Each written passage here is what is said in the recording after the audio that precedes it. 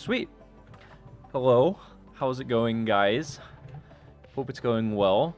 I don't know if it was as beautiful for you guys today as it was for me. Today was really nice out. Like really nice out. So I don't know if it was the same for you guys. But I certainly appreciated the weather for the little bit of time that I got to be out in it. Just making me want to go home and camp and fish and all that good stuff. But we'll see.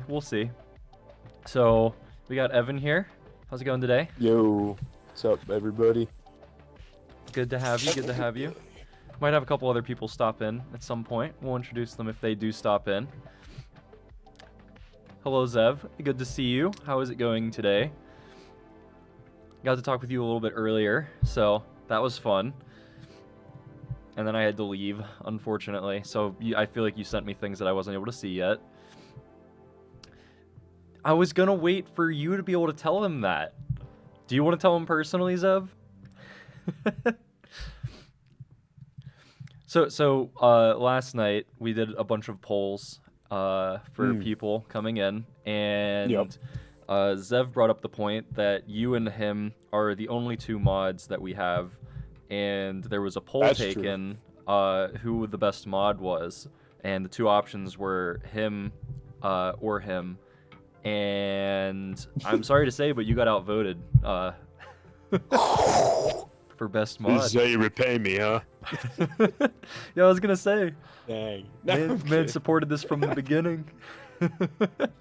It's okay though, This is how you treat me. it's okay though because you're gonna make up for it with probably the best conversation I've ever heard on Genesis 20. No, that's facts. That's actually true. Absolutely, man. Hello, Cole. How's it going today? Good to see you.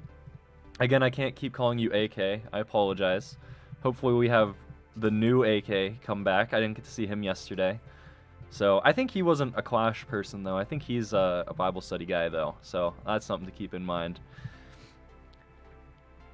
Also, Zev, you're gonna have to teach me how to do polls because I mean we don't not right now. We can talk about that later, but you're gonna have to teach me how to do that because I didn't even know you could do polls until you did that last night. I was busy with homework all day? Dude, that's lame. Well, you probably got finals next week too, though, right? I'm assuming. Everybody seems to have finals next week. I'm like in my finals week currently. Oh, Bray, dude, don't worry about it, man. If it doesn't work out, it does not matter. Honestly, just you being here means a lot more to me than that would ever mean. I mean that wholeheartedly. I just want people to be here, have a good time, talk about God. That's what matters most to me. So do not worry about it if it does not work out. It's not even a thought on my mind. I honestly, I do appreciate the sentiment though, man. I appreciate you trying regardless, either way. But yeah, man, if you just want to stick around and chat, that is more than enough for me. I appreciate you stopping by regardless. It's super easy, just dash poll? Really? Huh. Interesting. I didn't know that. That is interesting. But yeah, Bray, it's good to see you, man. How's it going today? Well, all three of you. I mean, Cole, we're talking about homework, so I imagine it wasn't super good for you. But how's everybody else been? So yeah, we got me tonight. We got Evan. I believe Dietrich and Kirsten will also be joining us at some point as well. I know they're a bit busy right now, so they might be a bit late. Dietrich especially, he's got crazy finals coming up, so you know, prayers with him and everybody else in finals territory. I still got like 3 more weeks, so don't worry about me. I got time. Evan, they want to know how your week was. Zev specifically Dude, asked. thank you for asking. My week, it's been all right. Really busy with school because I'm in my finals week. But it should be good. Work's been going all right, dude. Oh, yo, okay, actually, I'm happy that you asked, bro. Listen, Okay. we had like I guess like it's like a national like administrative day or something like that. I don't Huh. even know, bro. Something at work. Interesting. But my boss just came and got me out of nowhere and was like, "All right, Evan, let's go." I'm like, "Let's go where?" She's like, "For our party." I'm like, "What party?" And I went. and then they had like these things where we were drawing numbers, and then when they call our number, we could walk into a room with a bunch of prizes and pick one. Bro, I picked a deep fryer.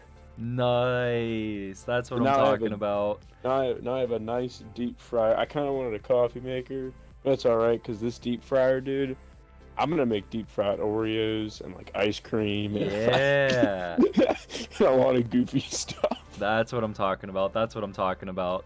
That's awesome. Yeah, very pumped about that. So yeah, my week's been good. Nice, nice.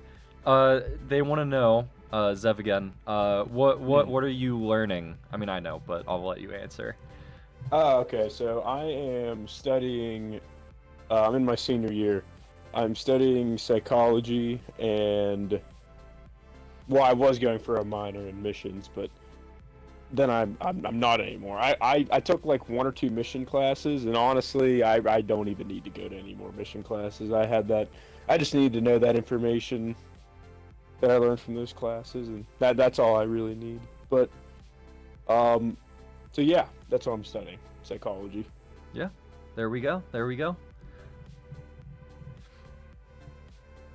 I always like to mention the missions part too, because that was gonna be something I was gonna do. Mm-hmm. Hey man, But- it could be in your future, like down the True, line. I true. mean, like even True. even I just 'cause it's just- not right now doesn't mean it can't be down the line.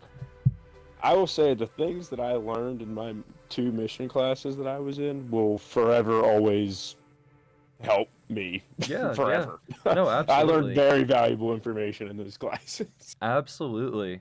Dude, that's like, I mean, don't get me wrong, like the papers and like all the reading I gotta do sucks, but like Mhm. that's how I feel with like every class I take. Like I come out of it with like so much stuff that is so applicable that I would like love that, now that I know, I can take that with me into ministry and into my daily Mhm. life to help people. And so Yeah. like honestly, I love the class period. Like actually going to the classes and learning from the professors and stuff, like I love that. I just Oh, wish yeah. the assignments weren't as terrible as crazy. they are. You don't need a deep fryer, just throw oil or grease in a deep pan. I have Nope. never tried that. Nope. This is nope. That's all I can say. You don't need a I- refrigerator, just throw ice in a cooler. You got a good point. That is a good No, counter. dude, I'm telling you right now that this deep fryer is gonna be way better than putting. I have put like hot oil like in like a pot and tried to Mm. fry that way, but like the thing about it is I don't know, like it's harder. I think. Yeah. Like, this deep Understandable. fryer is nice because it has like a what do you call that? Like a thing that like you can actually like, dip into it. Like Oh. you know what I mean? Like a thing Yeah. that holds the actual food. You can Yeah. like dip it in. That makes it real nice and easy. has like has a temperature thing, so you can get like the right temperature. Dude, I feel like that thing would just make me sick. Like with how I've been eating for so long, it's like, dude, like I notice it now. Like whenever I go out and eat like something really bad, like it genuinely Uh-huh. like makes me sick. Like Dude, that does bad. happen when you start eating like good. They say that happens with sugar too. Like if you just Yeah. stop eating sugar and one day you eat it again, you're like, ugh, like I don't like this at all. yeah, like whenever I went without soda for like a very very long extended period, I don't even know what like, time period it was, but it was well into the months, maybe going on a year. And I remember drinking my first one after that, and I was like, this is gross. Like I felt like I was gonna throw up. And like deep fried stuff after you go like so long without eating anything of that, like makes you want to throw like, oh, it's terrible. Dude, I'm so unhealthy. Yeah, I swear I eat something deep fried every single day. Nice. That's what I'm talking about. Maybe not today actually. Well, maybe after this with my deep fryer. I don't know. Yeah, I was gonna say you got to try it out. Also, I wanted to ask you guys in chat. Well, I know we're talking a little bit, but so real quick, do any of you guys know who Popcorn is? I just saw they joined the Discord. When was that? Earlier today, and I'm not sure who they are. I'm not sure if any of you guys know who that is. I wanted to know. I was kind of curious who maybe it was. But if you guys don't know, that's fine. I understand. Tell Evan sociology is better than psychology. Ooh. That's actually debatable. Yeah, I mean, I kind of Yeah. dude, sociology is epic It is. because it's It is nice. literally sociology is like a mix of like what? I forget what they say. Oh Well, wait, no, never mind. I'm thinking of something else. yeah, it's Sociology is cool though. it is cool. I definitely lean more on the psychology side, but Well, that's just I, me. I feel like a better question would be because I have a lot of friends that are like, like I know it's probably inappropriate. Like the Virgin and like Chad memes. Like Hannah would always be Mm, like, "You Virgin psychology studier," yeah. me, and like this person, the Chad philosophy studier. Mm-hmm. And he's like, "Bro, why didn't you just do philosophy like a Chad?" Mm. But I feel like both are necessary. Like, especially in the current Christian environment. I feel like as a current modern day Christian, you need both.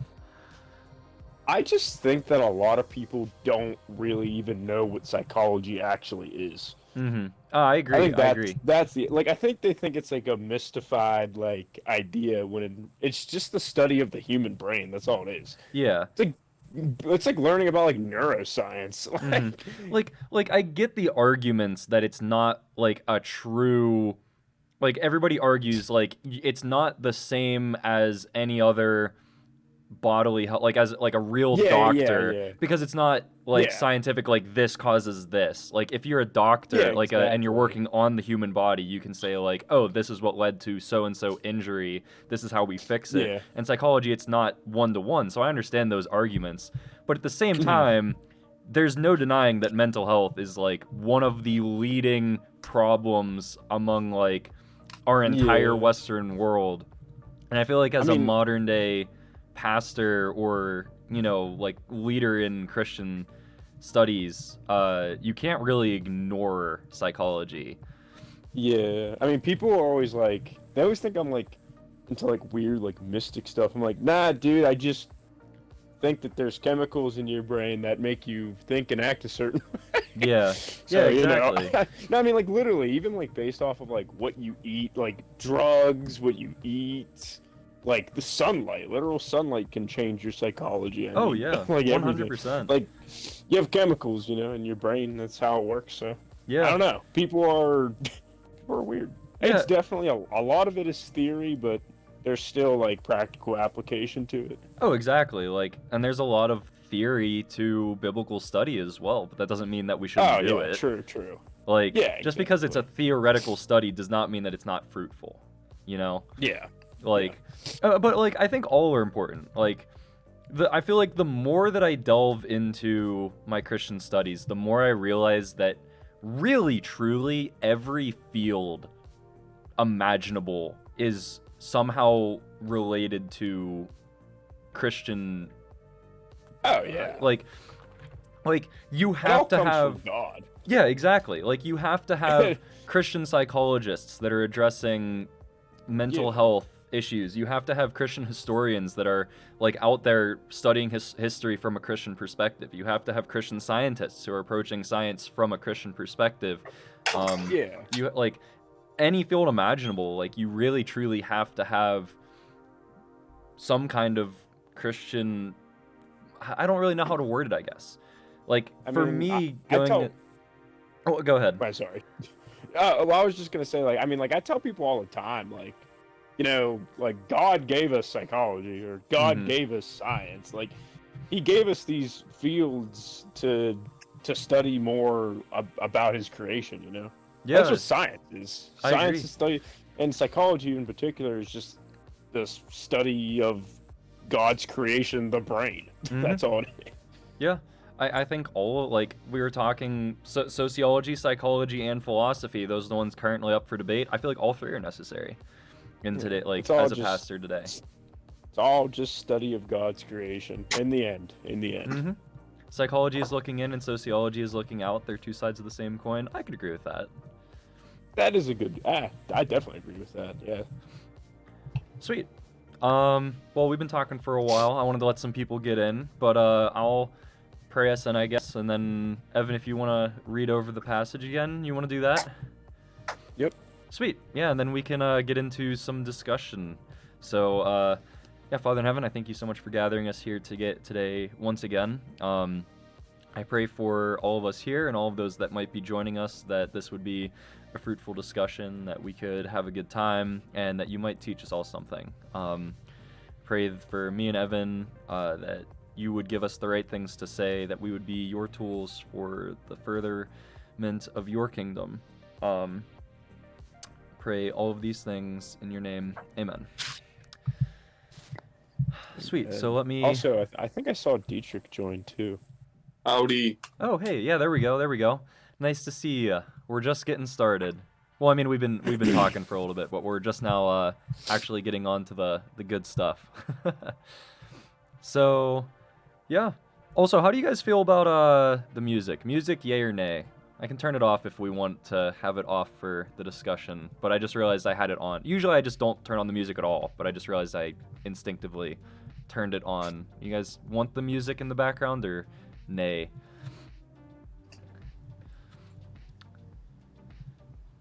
Evan, Dietrich, you have thoughts on it as well? I don't know, because I can't hear it. Okay. I can't hear it either. But if I had to pick one, without even being a real representative, I'd say yay. Okay. Music is always good. All right. Yeah, we'll keep it for now then, unless if chat maybe says otherwise. So yeah. Okay. Yeah, we can get into it. I just thought about that before we got started. I wanted to bring it up.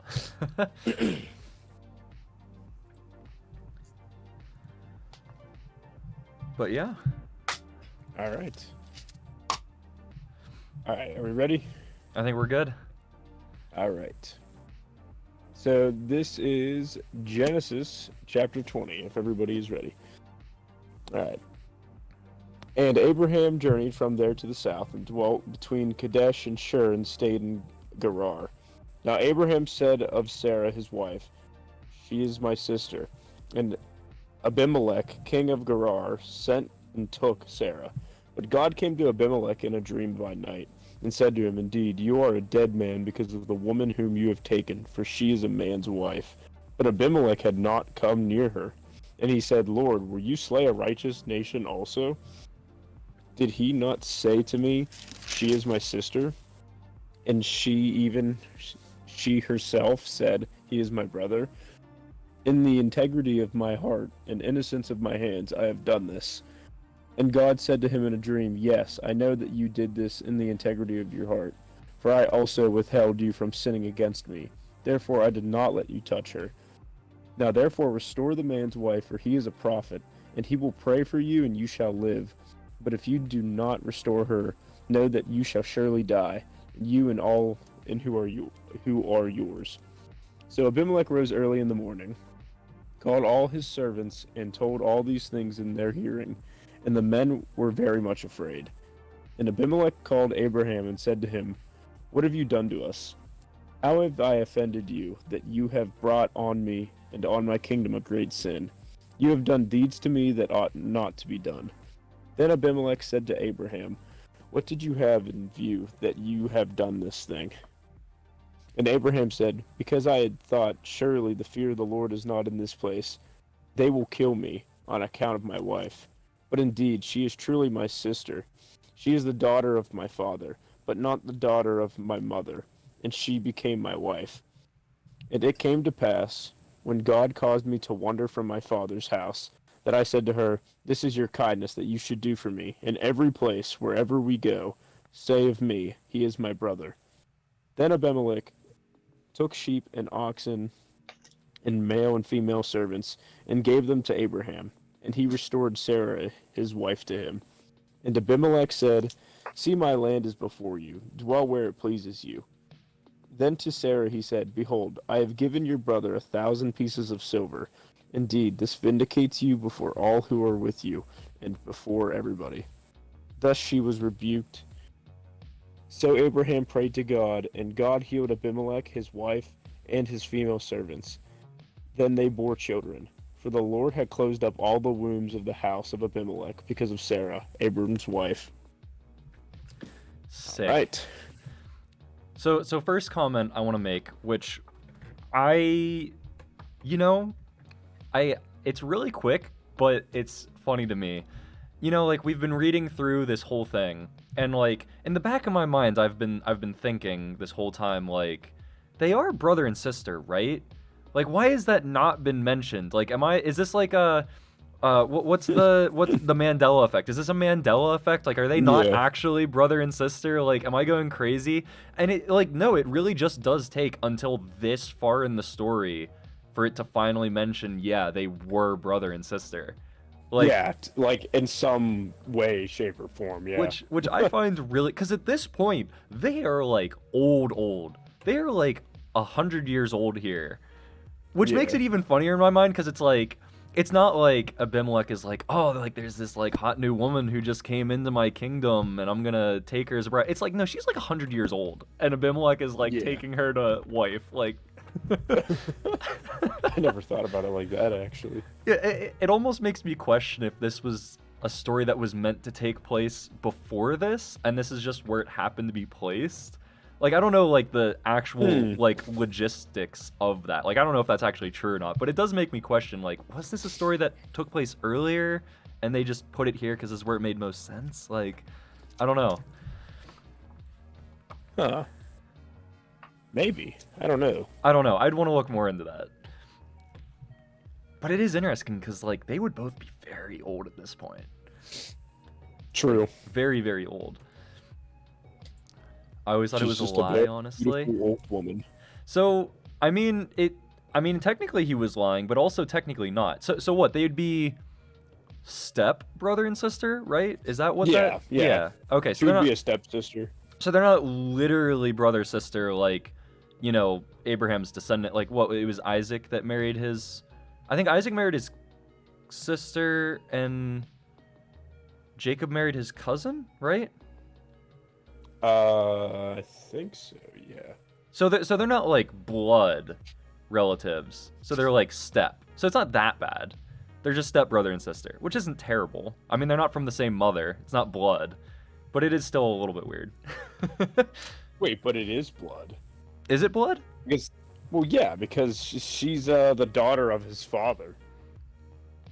Oh yeah, it is technically still blood. Like, yeah, no, it's still like literally like a half sister, like actually like. Oh, half okay, not- yeah. no, I guess we shouldn't be saying stepsister because when you say step, it's like Yeah. well, like if you had a second wife and like no, like this is from it's a Yeah. half sister. Yeah, you're right. They Half are half siblings, not step siblings. Yeah, I misunderstood that.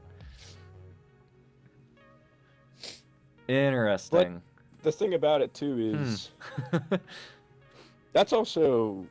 Well, actually, I'll wait to get into that. I Okay, do kind okay. of have a lot to say about this passage. I think. So it is still fairly weird. Like, they are blood siblings. Yeah, no, they very much are actual siblings. Okay. Yeah, no, it's weird again. Sorry. I was thinking it wasn't weird, but no, it's weird again. Just trying super hard to not make it weird as Yeah. possible, and I you're mean, like, yeah, it gets weird. These past like three. I mean, think the last verses before this chapter were literal. Oh yeah. Yeah, bad. I won't go back into it. If you were here, you know. I didn't think. Hey, I'll say this. I didn't think about it today when I was listening to a sermon about this chapter. He brought up about what happened in the last one with Lot, and I never really thought about it in this way. I don't know why. Shame on me, honestly. But he literally said the words, "Lot got raped," and I'm like, Yeah. like actually, he got raped. Like I never thought about it as him being raped though. Mhm. Like he was literally drugged and raped. Well, so that was. I guess I didn't bring it up last time, but that is kind of how I thought about it in my head, because I was thinking of it in the sense like this story is showing there was truly only one righteous person that came out of that whole place. Because, like, he wasn't involved in that sin. Like, that wasn't his fault. Like, he wasn't even Yeah. involved. That wasn't his conscious decision. Like, he was, against his will, raped. But that just goes... Because, like, you think, like, oh, well, his family, at least they're righteous. And then his wife turns around and sins. And then his daughters rape him. So it's like, oh, well, his family wasn't even righteous. Like, it's truly just him. Like you hold out Yeah. hope. You're like, oh, maybe there actually will be 10 people, because you've got him, you got his wife, you got his daughters, you got their soon-to-be husbands, and then the husbands also turn on him as well. So it's like, oh, actually, the hope is dwindling as the story goes on. Yeah, pretty much. Yeah, it gets real bad. So, oh well. Oh, actually, there was another thing I heard. I wish I had this last week. I know this doesn't pertain to this passage. This does technically go back to last week with Sodom and Gomorrah. And I wish I had this for last week, but I heard it this week. And I was like, that's perfect. I wish we had that for this. I'll bring it up next time.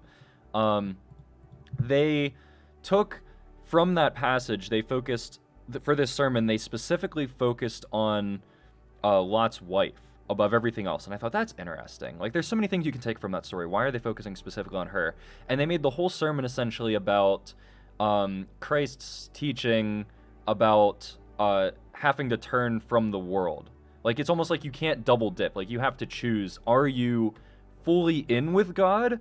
Or are you gonna think, like, maybe I can, like, double dip in the world. Like, I can turn my back a little bit. Like, I'm running away towards the good place, but I'm going to turn around real quick and just dip into what the world has to offer real quick. And I thought that was really interesting because, like, that's showing we can't do that. Like, we have to be fully committed to this cause. We can't think to ourselves, well, you know, like, I could go back a little bit. Like, I could turn around a little bit.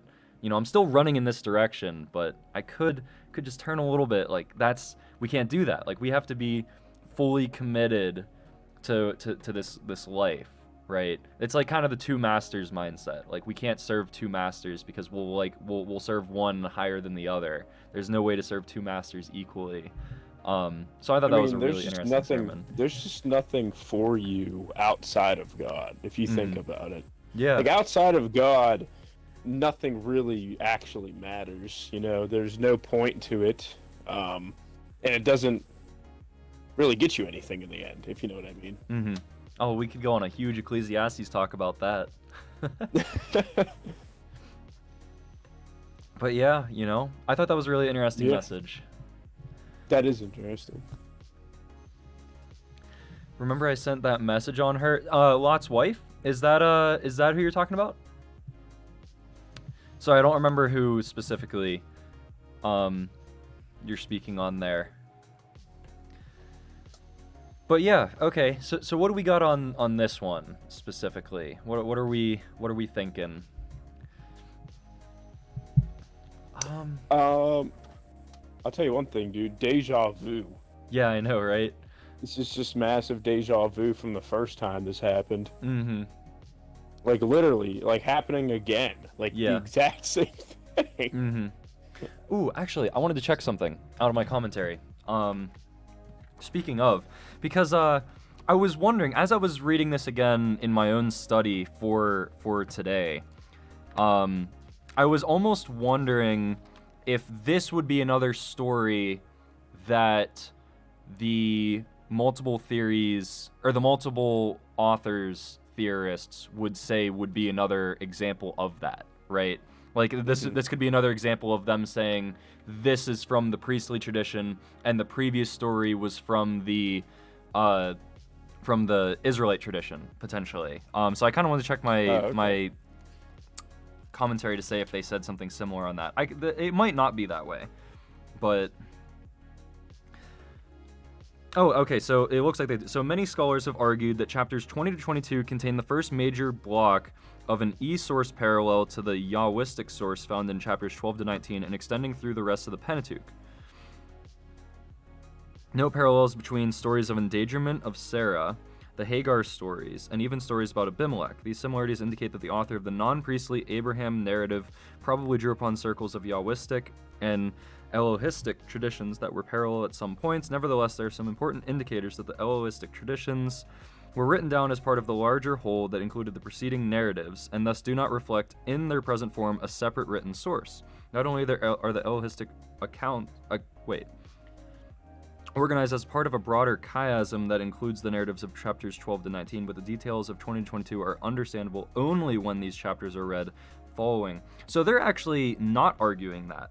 They're arguing that it has to be one narrative that's written as a chiasm. That's interesting. So written as a so if you don't know, chat, chiasm essentially meaning it's a poetic tool that authors can also use as well. So it essentially so if you know poetry at all, this will make sense. If not, I might need to explain it a bit further. But in poetry, you write things in lines, and usually to talk about poetic resources, you put it in frames of like A, B, A prime, B prime, and those are the parallels. Like A and A prime parallel each other, and B and B prime parallel each other. And chiasm essentially is the poetic tool that places A, or how does it work again? I think chiasm is it reverses, so you have A and then B, B prime and A prime.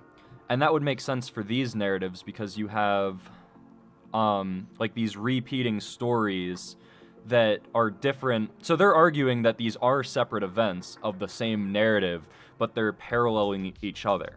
So you have them going to Egypt and Abraham lying about Sarah to the king, and then you have the story of Abraham, Sarah, and Hagar, and then Sarah kicks out Hagar, and then you have this story again, which parallels the previous Egyptian story. And then in a couple chapters here, you're going to have Sarah kicking out Hagar a second time, this time after Ishmael's born. So they're actually saying that it's one narrative and they have to be understood in relation to each other, which is not what I was expecting, but that is interesting. Wait, really? That's Yeah. what it says? Yeah, so they're saying it sounds like it has to be one narrative because the preceding portions can only be understood in relation to the previous portions, and thus do not reflect a separate written source, which is interesting. Not what I expected.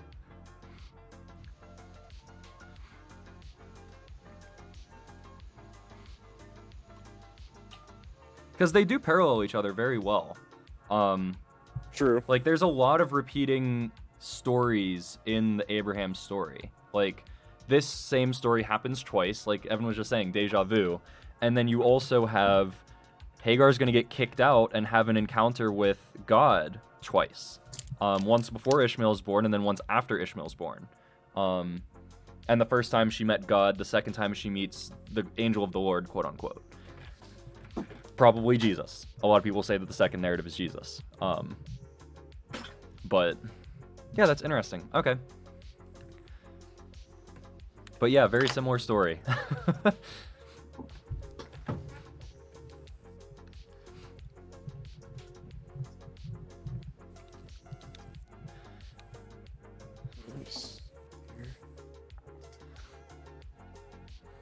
So, was Abimelech mentioned earlier in Genesis, or is this the first time we're hearing of him? Because I feel like we've heard of him, but I could be wrong on that. I think this might be the first time we're hearing about Abimelech. Okay. They actually say that Abimelech, like the actual like name Abimelech, may just be like a title. Really? Yeah, because kind of like Pharaoh, because Huh. the word Abimelech means my father is king. Interesting. Yeah, Huh. so I thought that was cool. So Abimelech himself, or wait. So is Abimelech Philistine the king- son of the king? Well, no, I think that is like the king, but like it's more like it's just like a family thing. Like as the line goes on, I think they're Oh. all named Abimelech because I think Okay. there is, there might be another Abimelech. But yeah, apparently it's like a Philistine thing. That's interesting. Yeah, kind of just like Pharaoh. They say either it is like a title or it is just a family name Huh. that just keeps living on as the king, the dynasty name, Interesting. like Ramses. Yeah, because I was gonna say there was a lot of Rams. Like that would have been a very normal tradition back then, based on what we know from Egyptian houses. Mhm. Was that names were passed down to sons, who had the same name. Like there was a lot of different Ramses. There were a lot of different. I forget some of the names of the other ones, but they would pass down names to their offspring. So that makes sense. So I actually found a picture of the chiasm. I don't know how well I can show this to you guys, but this is really interesting. So it's showing, and this makes a lot of sense looking at it now. The entire story of Abraham from beginning to end is one big chiasm. So the prologue in chapter 11, where we first meet him, and the epilogue in chapter 22, being A and A prime. And then chapter 12, we get Abraham's first challenge, which is to leave his family of origin in chapter 12. And then next chapter, and in chapter 21 and 22, that is paralleled by B prime, which is the final challenge for Abraham, which is to let go of his family for the future. So the parallel is God calls him to leave his family of origin, and then the final challenge is God is asking Abraham to let go of his future family by sacrificing Isaac. So, and then C and C prime are the wife-sister story, because right after the first challenge, we get the story of them in Egypt, and he lies about his wife being his sister. And then right here, before we get to the sacrifice, we have the wife-sister story in chapter 20. So that's C and C prime. D and D prime are the stories about Lot.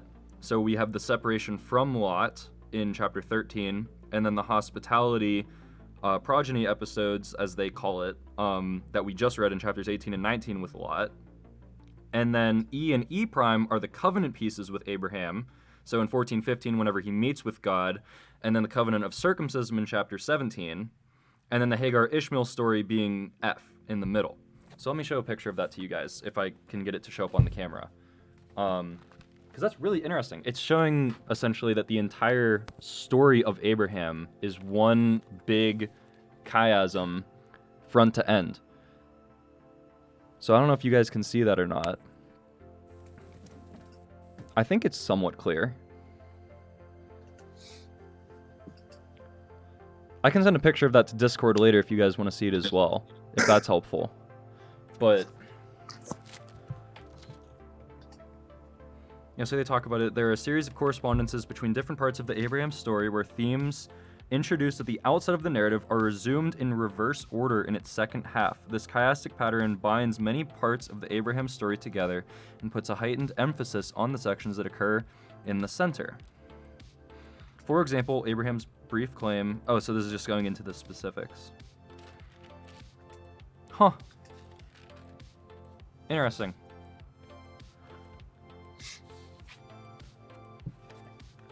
I don't know if anyone else finds that as interesting as I do, but I find it really interesting.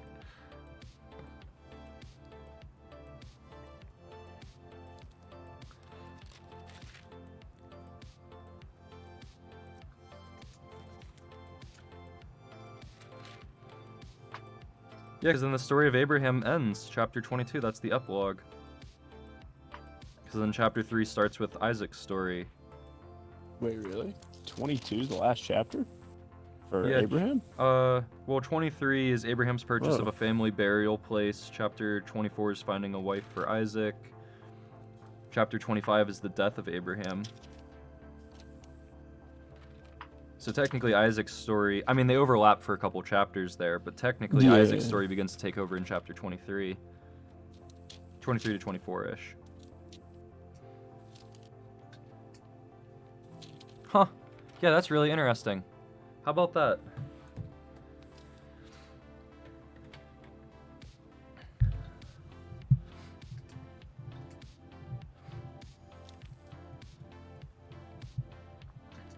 All right, so yeah, so what else are we thinking about this section here?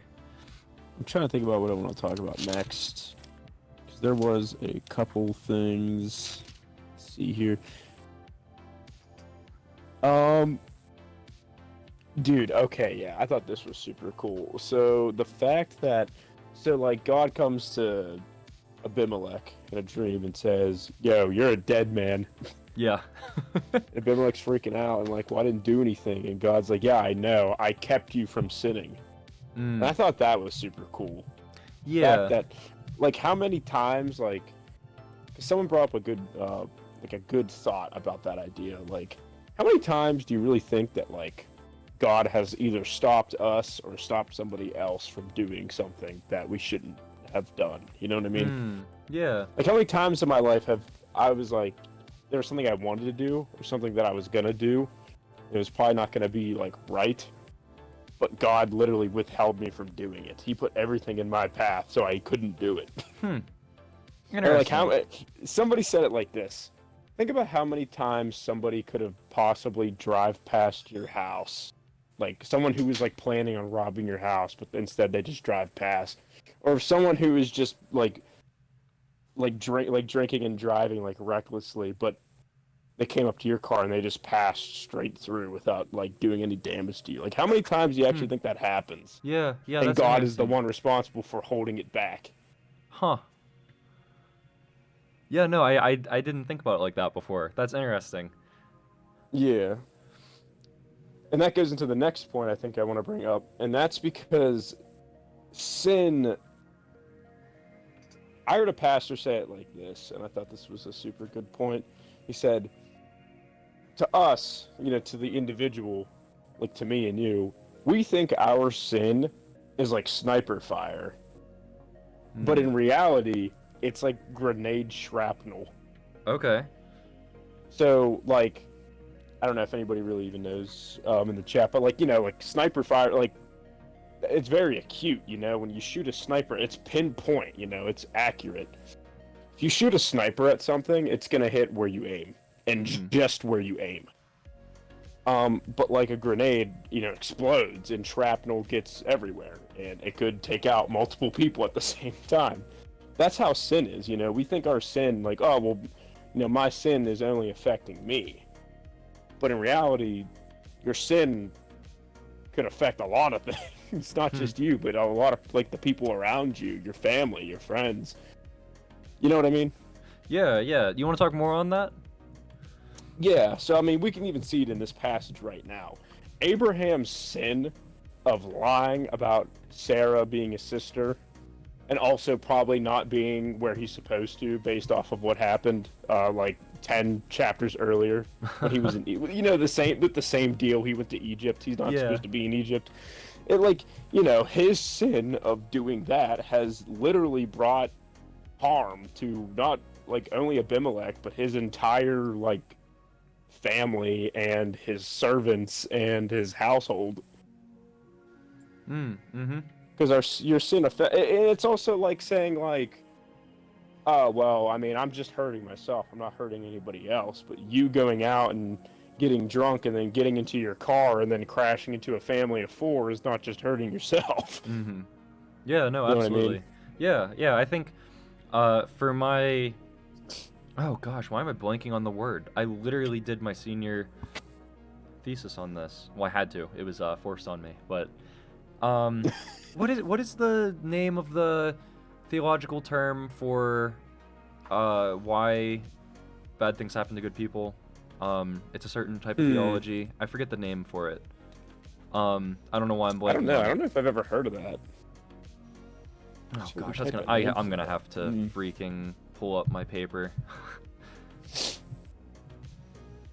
Oh, you guys are gonna look through all my files. Gosh darn it, guys! Going through my files on my computer. Can't believe you guys.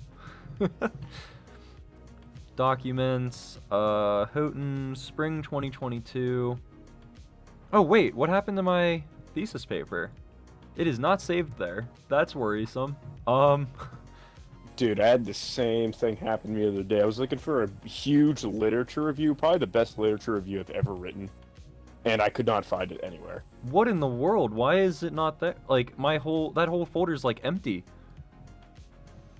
It could be on a flash drive, maybe? Did you put it on a flash drive? I don't think so. Oh my gosh, this is gonna bug me forever.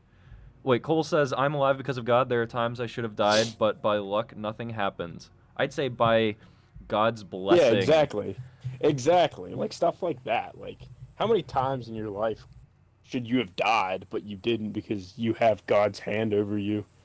You know, that's something, Because you placed trust in Christ, Like, I think that all the time, like, since we placed trust in Christ, there's probably a lot of things in our life that we've avoided that should have happened, but haven't. Yeah. So that was one thing. I got to talk a lot about this with a couple people here on my campus. We This was a really good conversation piece, honestly. So if you don't know, we had a major, we call it an outpouring. It's too early. The world calls it an Asbury revival. We call it an outpouring because revival is a loaded term, and it's way too early to even consider calling it that. But if you know it as the Asbury revival, you know what I'm talking about. And if you don't know, we had like 100,000 people, almost, from literally almost every country on the planet, believe it or not, because I still don't believe it, come to this little town of less than 6,000 people in the middle of nowhere. And as it was like going on, you know, like there was a point where me and a couple people sat down and we were talking like this could go very poorly, very fast. Like it only takes Satan to whisper in one person's ear and thousands of people die, like instantly. Like there were so many people crammed into a tiny area from any background with like maybe a police force of like 30 people because it's a small town in the middle of nowhere. Like it had reason to go really south really fast. And one thing I remember talking about at the end of it was like, if this was a secular event, absolutely something terrible would have happened, no doubt in my mind. But like I think the fact that this was a spirit-driven event, God did not allow anything to happen. Because there's no way that something like that happens outside of God and something bad doesn't happen. Like, there's no possible way something bad would not have happened if God wasn't there protecting the people who came. I fully believe that. Theodicy! That's the term. Theodicy? Theodicy. It's the study of it's a study based on the old philosophical principle of if God is all powerful and all good, then why do bad things happen to good people? Because it's a philosophical question that in philosophy terms cannot be answered, but in biblical terms can be because of sin and free will. I was gonna say, I feel like the answer should be because no one is good. Yeah. And essentially, you know, like, God can be all good. Like, the thing that I ended up talking about in my paper is this idea that, yes, God is all good and all powerful, and he could stop all bad things from happening, but if he were to do so, that goes against his desire to give us free will to choose good from bad. And his priority, and I know this is really deep theology, but I'll just say it real quick and not get too deep into it. The idea is God purposely gave us the ability to choose good from wrong, and that decision supersedes him stopping us. Like, he is all powerful and he is all good, and he could stop it, like, intercede in every person's life and stop them before they do bad things, but that goes against his decision to give us the choice to choose good things or bad things. And it's not that the bad things come from him, it's that the bad things come from us. So he didn't create evil.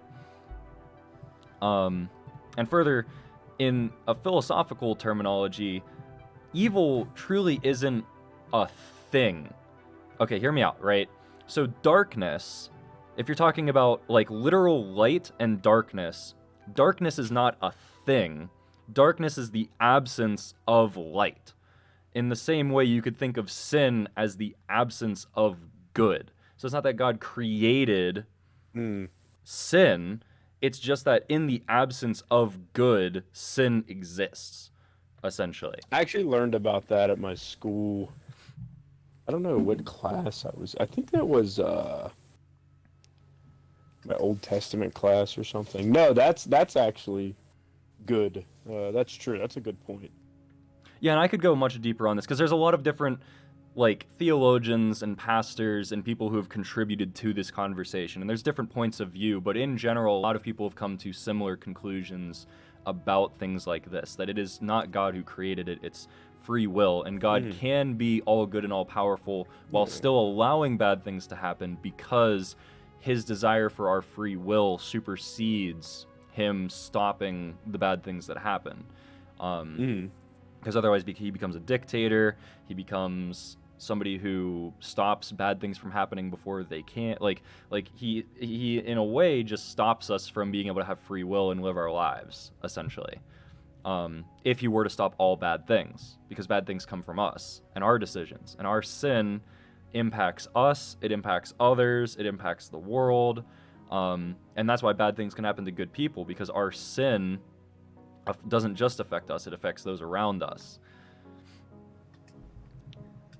Oh, hey, Michael, how's it going, man? Good to see you. So we're doing some Bible study. We got Genesis chapter 20 here, and we're going through that and some related conversations. So, but it's good to see you, man. Yeah.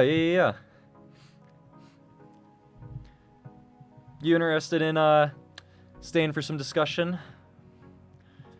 If you've ever read this section before. Otherwise, I mean, you can still chat and listen. Yeah, man, absolutely. So, I'll catch you up to speed. So, essentially, Abraham and Sarah, if you don't know who they are essentially the couple of people that the husband and wife that God has chosen to father his nation Israel. And they have traveled to this land, and Abraham has lied about his wife being his sister because he was worried that the king would kill him to get her. And God stops the king from taking his wife, and they essentially, Abraham and this king, make up at the end. So, is that a good breakdown, Evan? I think so. Okay. Definitely. I definitely think that the reason why Abimelech was like, because when you look back and you see like in Egypt, Pharaoh was just like, get out, like just leave, and like literally like guards escorted them out of Egypt. Yeah. But like here, Abimelech's like, whoa, no, hey, and you pick a piece of land in the city, you stay, man, like, you know, enjoy yourself, whatever you need, tell me. Yeah. I think it's because God tells him, like, yeah, he's a prophet. I think Abimelech's thinking, oh, I should definitely not mess with this dude. Yeah, I agree. You're doing your first communion. Really? Like your first, like taking of the bread and the wine? Is that what you're speaking on? Sorry, I want to make sure I'm understanding correctly. Nice. So what church are you doing that for? Or what kind of, like, it is Lutheran? Is it Presbyterian? I'm curious. The way you worded it is interesting to me, I guess. It's in California. Do you know what denomination it is? Okay. Yeah, I was gonna say, I'm interested in your language there. You're doing your first communion. You're saying you hope to pass? So what do you mean? You can tell a lot about what kind of church somebody goes to, like what like denomination it is based off of the way they say things. Yeah, no, that was an interesting we were talking about in my theology of worship class, is that different churches place different stresses on the act of the Lord's table, and thus will call it different things. And I don't remember the exact equations, but essentially there's communion, there's the Lord's table, and there's Eucharist.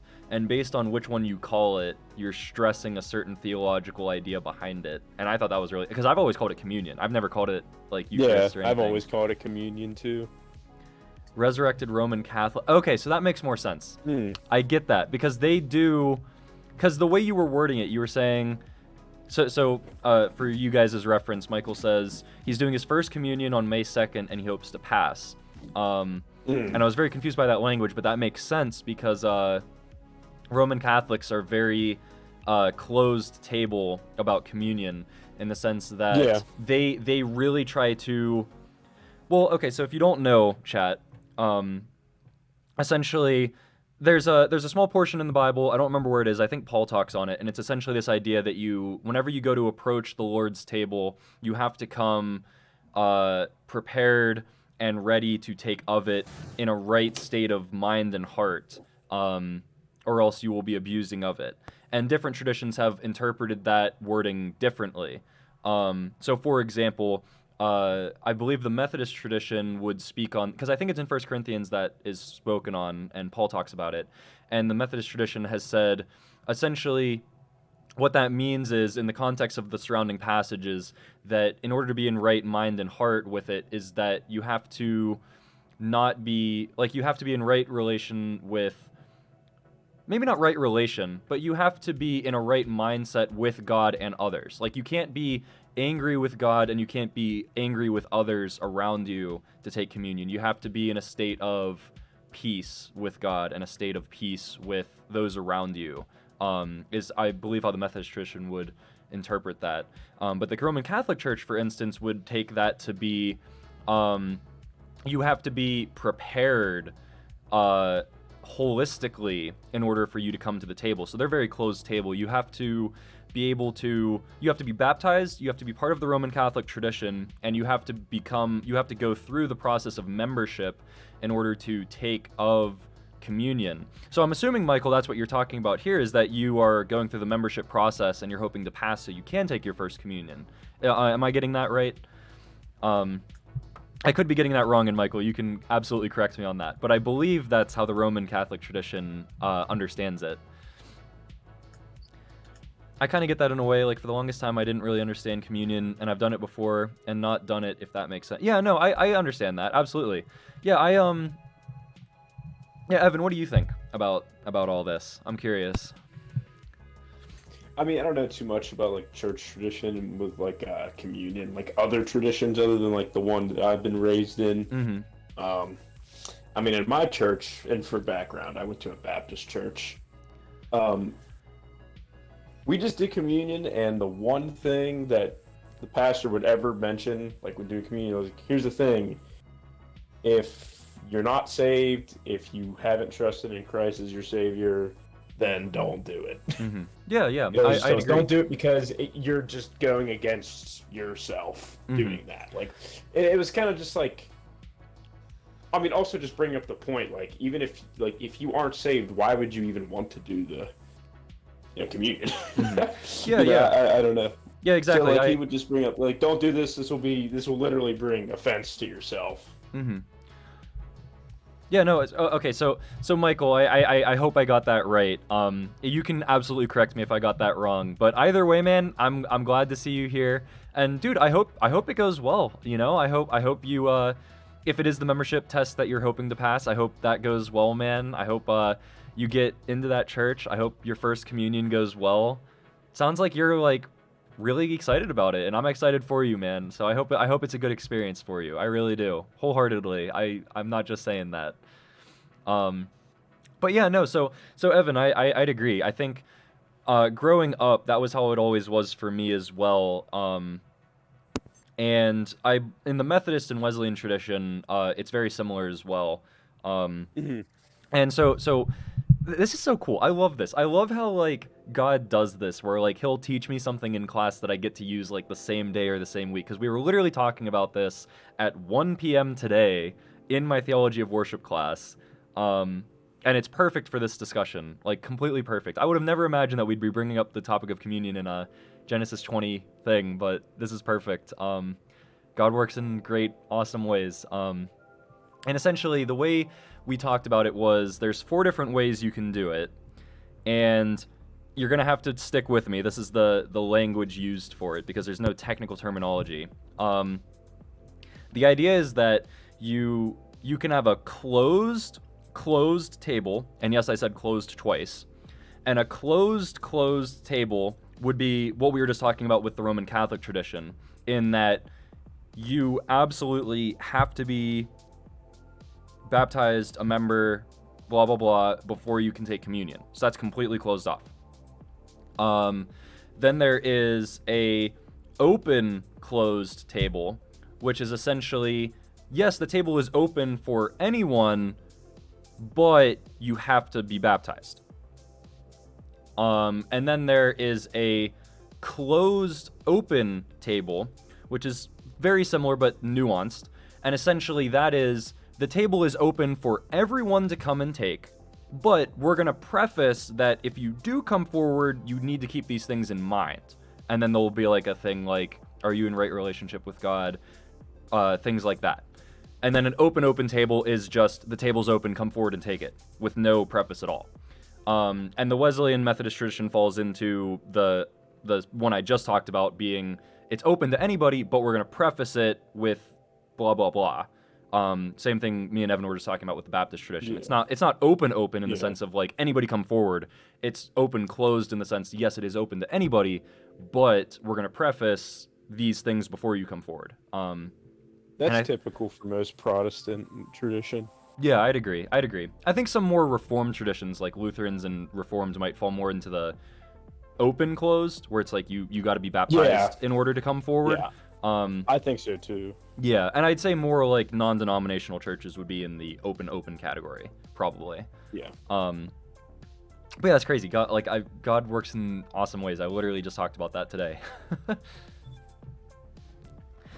I ran out of screen time on Twitch, so I went to YouTube and I went to a freaky channel, so I bypassed the settings to come back. What the heck? Oh wait, do you have screen time settings set on your phone, Zev? If so, props to that, man. I'm glad you're joining the boat on that. I want to get more people on that boat. I mean, don't get me wrong, I love you guys here, but I'm all for the get back out in the world, restrict our phones, get off social media trend. I'm all about that. Parental control traumatized me? Wait, whoa, what happened, man? I gotta know. Also, Blanco, it's good to see you, man. I forget, do you go by Blanco? I forget. Sorry, forgive me. But it's good to see you back, man. How's it going today? I gotta hear though, parental control traumatized you? Blanco's fine? Okay, I thought so, but I couldn't remember.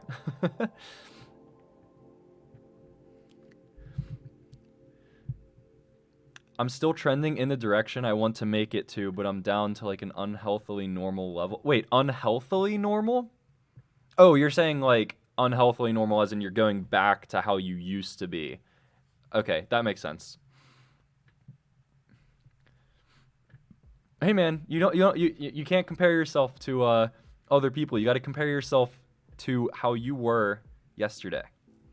I'll always give that to advice to people. Don't compare yourself to anybody else. Compare yourself to who you were yesterday.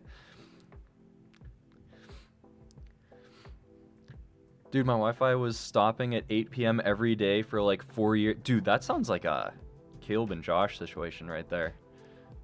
Do you remember when they used to do that at their... Oh, I almost said their last name. Do you remember that when that happened at their house, when their dad would shut off their internet at a certain time of the day? Yeah.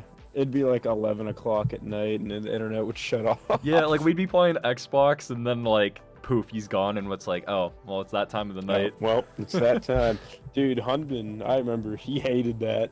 Dude, he did hate that. He hated that so much. And then he moved in with me, and then he complained about everything else. I'm like, dude, at least I don't shut your internet off at 11. I'm like, what? Dude, I miss Hunbin so much. I miss him so much, man. I want to talk to him again. I want to see him again. What a guy. Oh, me too. Dude, I'm hoping, I was brainstorming with this with some people, for preface, there was a very close friend of ours who just got engaged here at the seminary, and she's awesome. Also, her name's Logan. Fun fact. Really? Little bit weird. Yeah, she's a first year with me. Her name's Logan, and we're pretty close with her. Well, there's not a lot of first year seminary students that are like the same age as me and us, so we kind of all stick together. Because seminary is so broad. You have people of any you're age gonna range. have people from any age. Yeah, so there's a lot of also couple I feel like probably the vast majority of people here are older, married with family and everything like that. So that's how my grandfather was in seminary. I think he was 35. Mm-hmm. Absolutely. Yeah, there's a ton of people around that age coming back for seminary. So like there's not a I mean there's a decent amount of us that are like my age, but there's not like a ton. But yeah, she first year with the rest of us. Our name's also Logan. Just got engaged, so that was super cool. So we were talking about wedding stuff. Anyways, this is a long way of me saying we were brainstorming on like who all we'd invite to our weddings, and I was like, you know, I would absolutely invite Hunman to my wedding. Oh, dude, absolutely. Like I would pay for his plane ticket to come to my wedding so I could see him. 12 this week. My average was at 9. Wait, what do you mean 12 and 9? Like hours or hours per week? Sorry, I don't know what you're prefacing there. Wait, you are getting married? Nah, man. I don't got time for that. I gotta appease you people. No, I'm kidding. Dude, Blanco, just know you're not alone, man.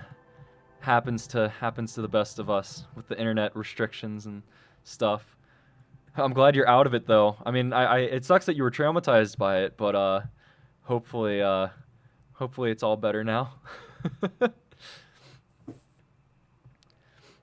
So, Evan, what Yeah. else are you? We got off track again, but we've been having a lot of cool people stop by chat, so I've been wanting to talk to them. What else? Sorry, Oh, no, I don't want to keep it's getting off fine. track. No, I like going in and out like that. So another thing I noticed in this passage is, okay, so it is true that Sarah is Abraham's sister in a way, but in reality, this is a half-truth. And this is exactly what Satan does all the time. Like, constantly uses half-truths. Because it's a lie. It's just an easy way to tell a lie. So, basically, that was one thing I noticed. Just, him lying. But in a half-truth sort of sense. What else did I notice? Yeah, did you want to talk more on that as well?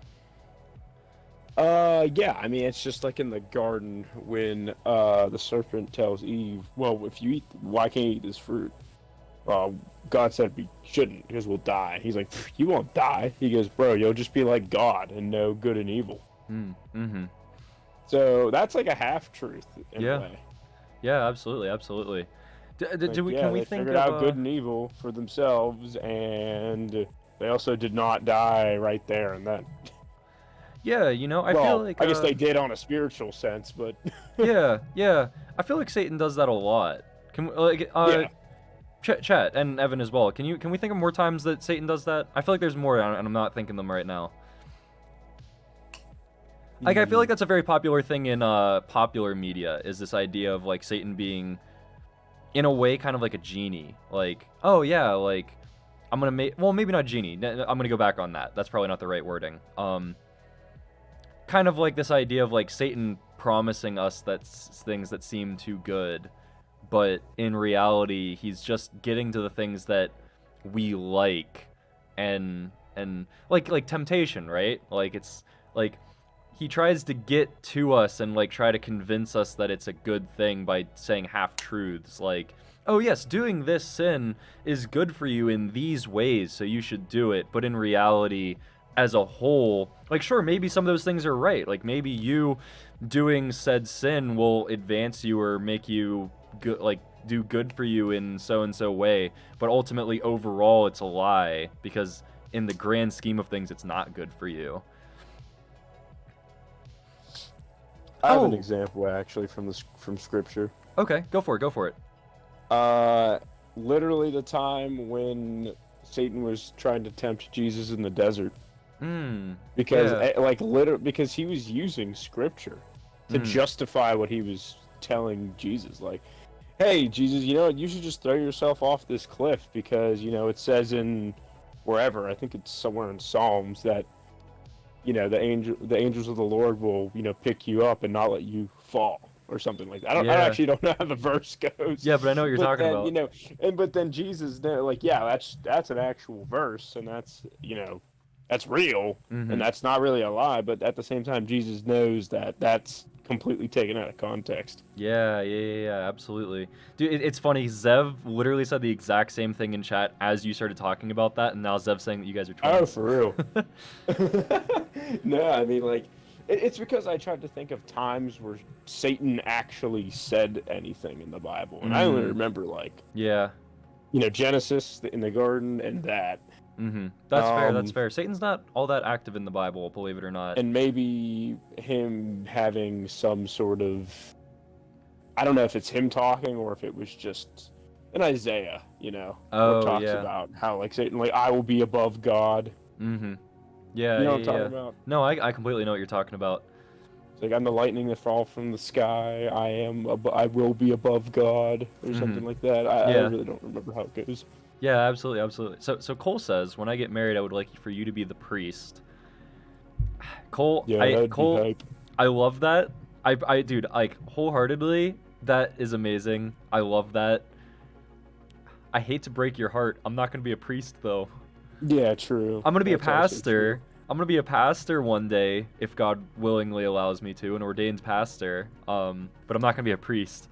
I'm sorry, man. I hate to break that to you.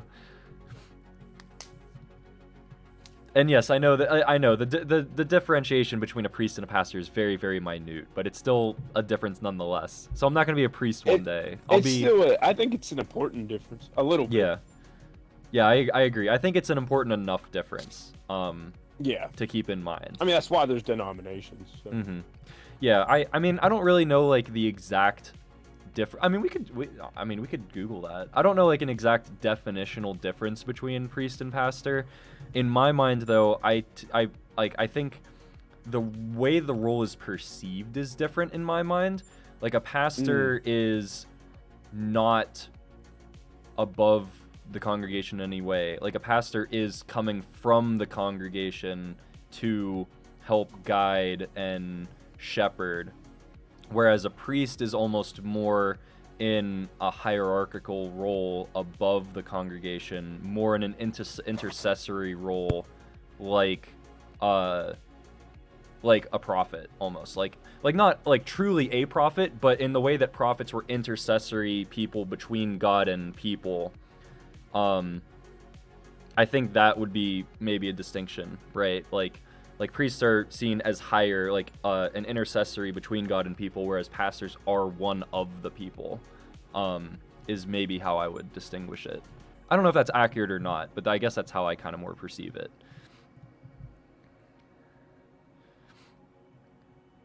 I mean, Satan is super. Evan, what do you think of that distinct? Like, do you think that's a good distinction? Maybe. Yeah, I think it's a good distinction. I mean, like, because it's not only is it like just like the actual like hierarchy of the church too, but like even like the rules are different. Like priest can't get married. Yeah, that's true. Priests have to. I mean, I'm pretty sure priests don't like do any other job. Like I know a lot of pastors that have jobs. Yeah. You know? Like they do other things than being a pastor. Yeah, definitely. I agree. I think those are helpful to add. So Zeb says, I mean, Satan is super active in the Bible, just like God doesn't stop working, neither does Satan. God's just better at... Oh, well, I'm not saying Satan wasn't active in the Bible. I'm just saying he's not actively mentioned a lot in the Bible. Wait, Zev saying that reminded me of another point that I wanted to bring up with this passage. That was perfect. Okay. Dude, Satan is literally behind the scenes of, like, everything that's happening. Okay,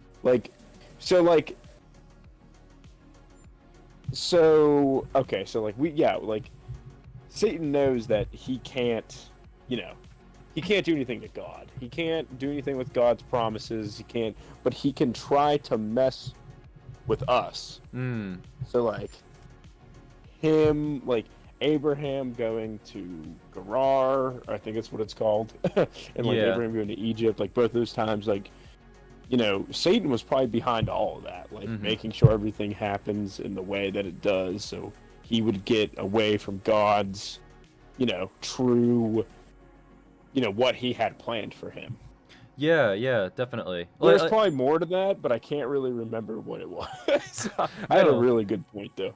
Oh, okay. I mean, dude, if you come back to it, absolutely. But, like, I think this is something I've been. And Evan, I know we've had conversations about this, but I don't think we've talked about it on stream. That's been something that I've wanted Yeah. to go deeper into with my Orthodox brothers and sisters. Because the Orthodox Church has a very, very, very good way of discerning spiritual battles.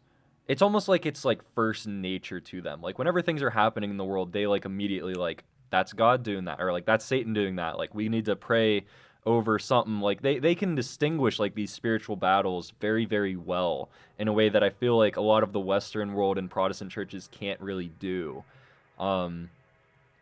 Like one example we were talking about is Orthodox people can discern demonic spirits very well.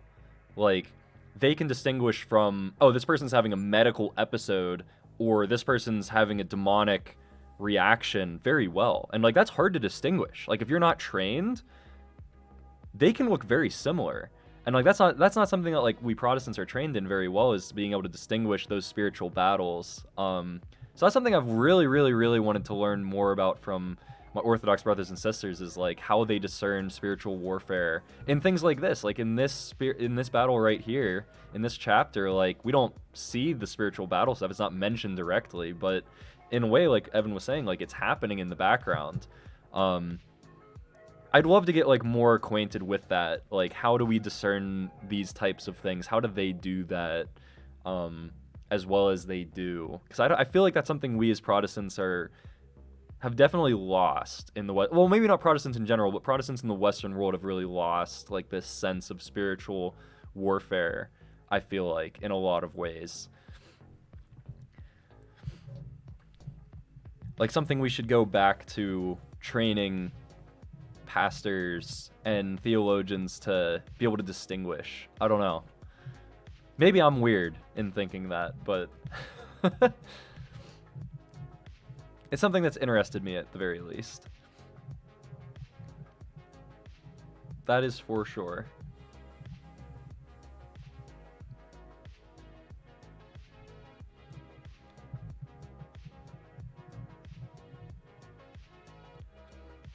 But yeah, I'm trying to think of what else we've got in this short little section here. Because I feel like a lot of the things that we could talk about in this section are things that we've already talked about in the last time Abraham did this. So it's kind of hard to think of new things for this story that are different from the last one, because it's so similar to the previous one.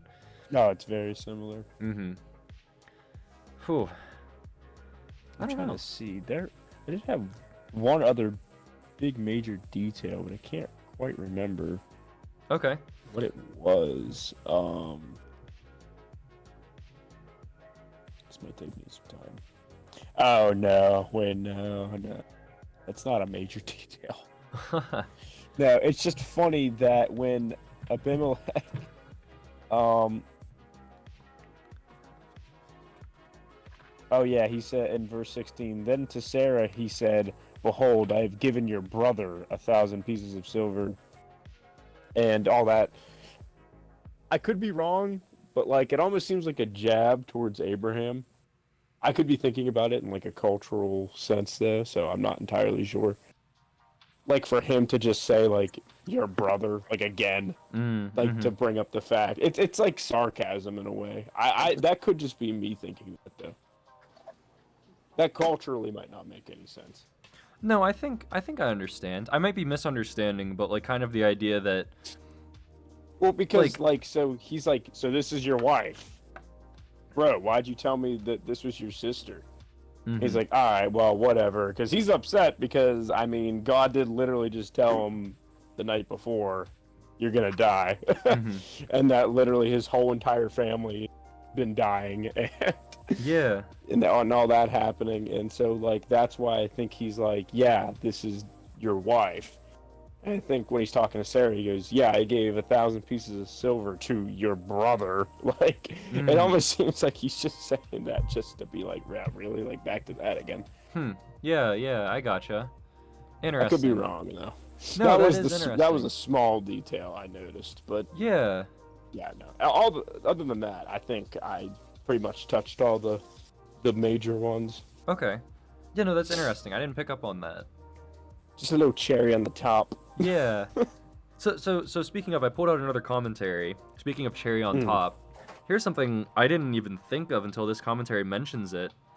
I'll just read it. Sarah, where is it? Here it is. Sarah, as it should seem, was now with child of the promised seed. Abraham ought therefore to have taken Oh. particular care of her now.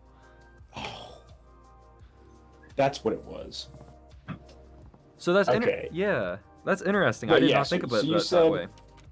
So yeah, like she was, like, okay, because in the last chapter or in the last 2 chapters is when, they told Sarah you're gonna be with child in a year from now. Yeah. So at this point, she's definitely already pregnant with Isaac. And I think the reason why God was like, yeah, I did not let you touch her or get near her or anything is because it would get rid of her credibility of the fact that, because people might go around and say, like, oh, well, that's not really Abraham's child, that's Abimelech's child. Oh. Yeah, that Wow. was something major that I completely forgot until you brought that up right now. So that's why So it was that- so serious. Yeah, that's why God came to Abimelech in a dream and was like, "You're dead," because like it was very like, because not only is it discrediting, Sarah and Abraham and like but it's also kind of discrediting God. Wow. So God's That's like, crazy. I did not let you get near her because it's just people are supposed to know that this is Abraham's son. Yeah, and there can't be any like wariness in that idea. Like there can't be any questioning like Yeah. was it his son or not? Like it has to be Abraham's Yeah. son. Wow. That is so Yeah, exactly. interesting. Huh.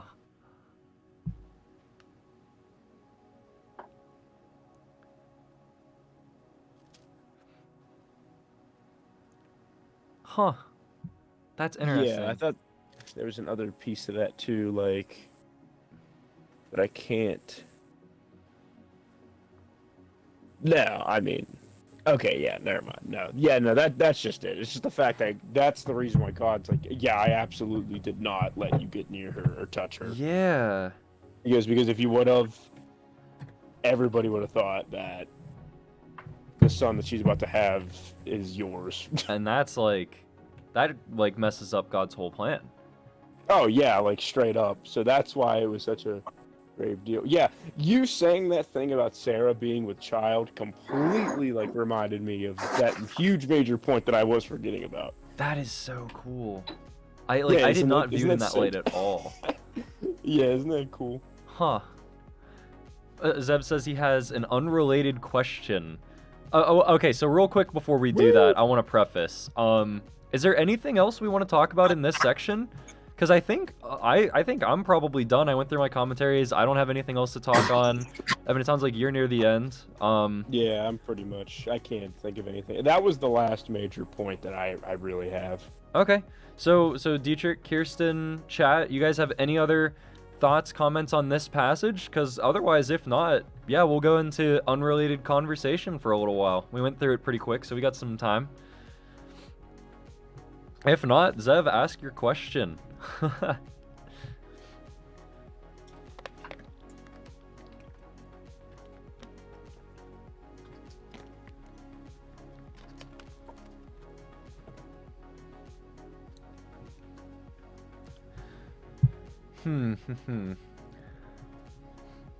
I still want to know who Popcorn is. I have no idea who Popcorn is. They just joined. I want to know. I want to know who it is. You know what? I'm actually going to comment.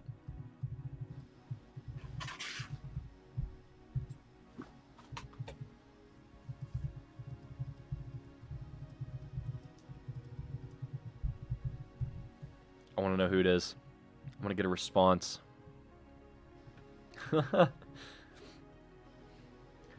Oh. Did Adam and Eve have belly buttons? You know what? That sounds like a Chat GPT question. I'm pulling up Chat GPT. I still haven't gotten to mess with That's this a funny since question. since the night we messed with it. I haven't messed with it, so this is a perfect excuse for me to pull it back out. Which, by the way, Evan, I wish you were here that night. Like, this AI thing is just as nutty as people make it sound. Oh yeah, I've heard, dude. I've heard. Like, I didn't want to use it We'll for the use it to longest write time. papers. Yeah, like, it passes university level exams and papers. It's crazy how powerful this thing is. Oh wait, I gotta pull this down a little bit so you guys can see it better.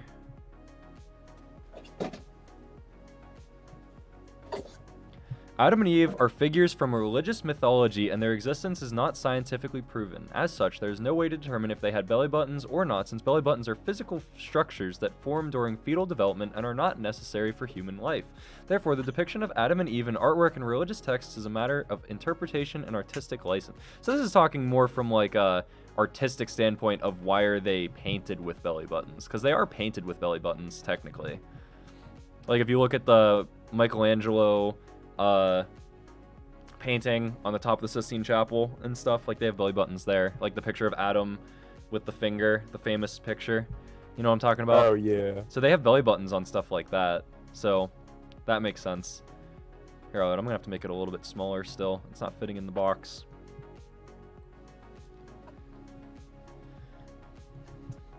Mythology? Did it say mythology in there?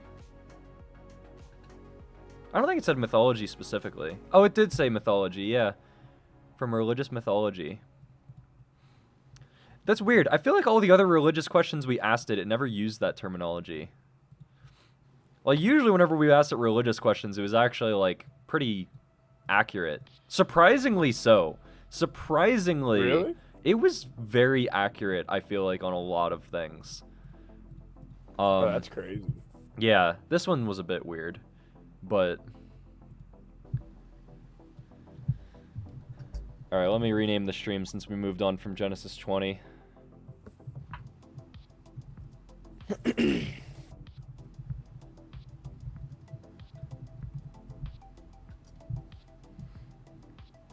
Yeah, we'll do that.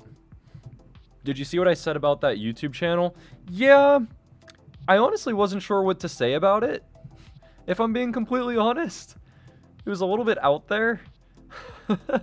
Like a little bit crazy, so I didn't really know what to say on it, honestly. Yeah, so Evan, I told Dietrich about this, but here's the craziest thing about ChatGPT. So if you don't know, ChatGPT was programmed to not speak on political matters. So if you ask it about political things, like let me give an example. This is the example we used last time because I thought it was pretty good. Are guns good or bad? And it's going to say something along the lines of, I can't have an opinion. Here's one side of the story. Here's another side, right? So guns are inanimate objects, and as such, they are neither inherently good or bad. Their moral value depends on how they are used by human beings. When guns are used responsibly, such as for hunting or self-defense in lawful situations, they can be seen as a tool for protection, as a means to exercise one's rights. However, when they are used irresponsibly, such as in criminal activity or acts of violence, they can cause serious harm and loss of life. Therefore, the discussion about the morality of guns must focus on the context of their use, as well as on laws, regulations, and safety measures in order to regulate their ownership, distribution, and use. Here's the cool thing. If you would ask it something like, what would Jesus say on guns? It bypasses it. And it will really? actually, and it'll kind of talk about it in like a biblical morality view. Okay. So here we go. So I guess it makes sense. so It's it just stating a fact. yeah. So it bypasses like it talking about facts by asking it what would Jesus think on it, which I think is really interesting. Like, it's a way to cheat the system almost. So here's what it says on what would Jesus say on guns. It says, As a religious figure, it is impossible to know exactly what Jesus would say about guns, as they did not exist during his time on earth. However, many Christians look to Jesus' teachings on peace, love, and nonviolence as guidance for their beliefs on weapons and violence. For instance, in the New Testament, Jesus teaches his followers to turn the other cheek and to love their enemies. Additionally, he famously tells Peter to put away his sword when Peter tries to defend him during his arrest. These teachings suggest that Jesus valued nonviolent conflict resolution and discouraged the use of weapons. However, it's important to note the interpretation of Jesus' teachings on violence and weapons is a matter of personal belief and faith. Therefore, different Christians may have different opinions on the morality of guns and their use. And I remember after I asked this one, I said, what does the Bible say on guns? And it gave two different options. It gave the same one here for Jesus, where it said Jesus encouraged nonviolence. But then it gave a counterpoint, which is that the Bible also talks about self-defense and defending others. And Christians will stand by that and put it contrary to Jesus' teachings on... Actually, let me just type it in again and see what it says. What does the Bible say about guns? Because I remember this one gave like two different standpoints. So yeah, prefaces again. As guns did not exist during the time of the Bible was written, there are no direct references to speak on them in Scripture. However, there are pylons that speak to broader themes related to violence, self-defense, and the sanctity of life. For instance, the sixth commandment in the New Testament states, "You shall not murder," which is often interpreted to mean that the taking of human life is prohibited in the New Testament. Jesus also teaches his followers to love their neighbors and to treat others as they would want to be treated. These teachings suggest that Christians should value the sanctity of life and work towards nonviolent conflict resolution. In terms of defense, some Christians may point to the passage in Luke 22:36 where Jesus tells his disciples to sell their cloaks and buy a sword, although this is often interpreted as this is actually a different response than it gave me last time. Huh. That's actually not what I expected. But yeah, so like it's interesting how this thing works. Like I'd say those are honestly fair responses. Like I would agree with these responses. I bet Evan doesn't even have a belly button. He's an alien. Ooh. Hot take. Dude. How'd you know, actually? That's crazy. You Yeah. spying on me? I think so. Yeah. Does Yeah, I wish I didn't have a Evan belly button. That'd be kind of have cool. a belly button? As an AI language model, I do not have any information about whether Evan has a belly button or not. Whether or not Evan has a belly button would depend on various factors, such as whether or not they were born from a mother or had surgery that required an incision. It's not appropriate to speculate on someone's physical characteristics without their consent. Yeah, bro. You didn't even ask me for my consent. That's true. Come on. man. Non-consensual. Zev did. Unbelievable. Can't believe you. Actually, come to think of it, there's probably a picture of you on one of our Instagrams without a shirt on. Actually, there's one of you on my Instagram without a shirt There's on. Definitely, most likely, yeah. Yeah, I know for a fact there's a picture of you without a shirt on my Instagram. I'm decently sure.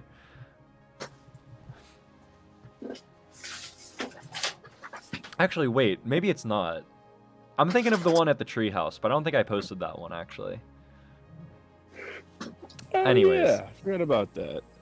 Anyways. Chat, what else are we thinking? Do we just want to ask ChatGPT more questions for the next half hour to hour? What do you guys think? If not, I could give you guys a rundown on ANSYS simulation, because I'm sure that's interesting. Yeah, do it. We all want to know. We're enthralled. Is there any way I can send you a video that you can put on stream, Logan? Yeah, if you put it on Discord. I can just drag and drop it into, Oh, no way, I can screen Stream. share. Okay, let me log into Discord. Sweet. I can do that. That will actually work, too. Let me drag over Discord. Like that. Shout out. Join the Discord. Here you go. You should join it, because it's great. And, Evan will kiss you on the mouth if you do join. No, that's a joke. Back to not asking for my consent, bro. Come on. Oh, that's true. I didn't ask for your consent on that one. That's so funny that My bad. ChatGPT said that.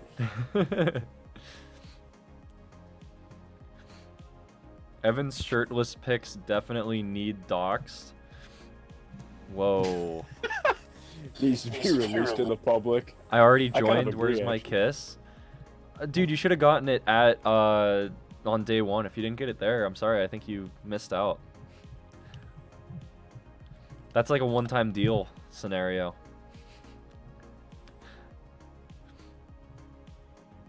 Watch stream.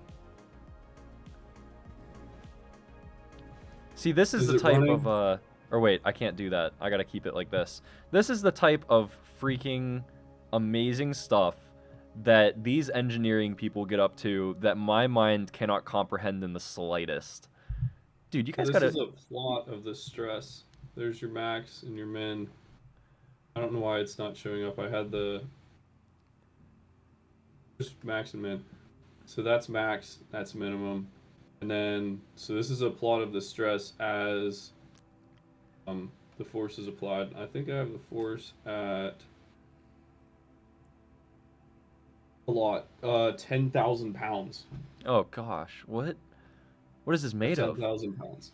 And then this is all the stress distribution through the part. You can see like right here where it's max. And right here it also briefly goes red at the very end, and that's the stress concentration of like all the stress coming through this way building up at that radius. So I might need to make this radius bigger.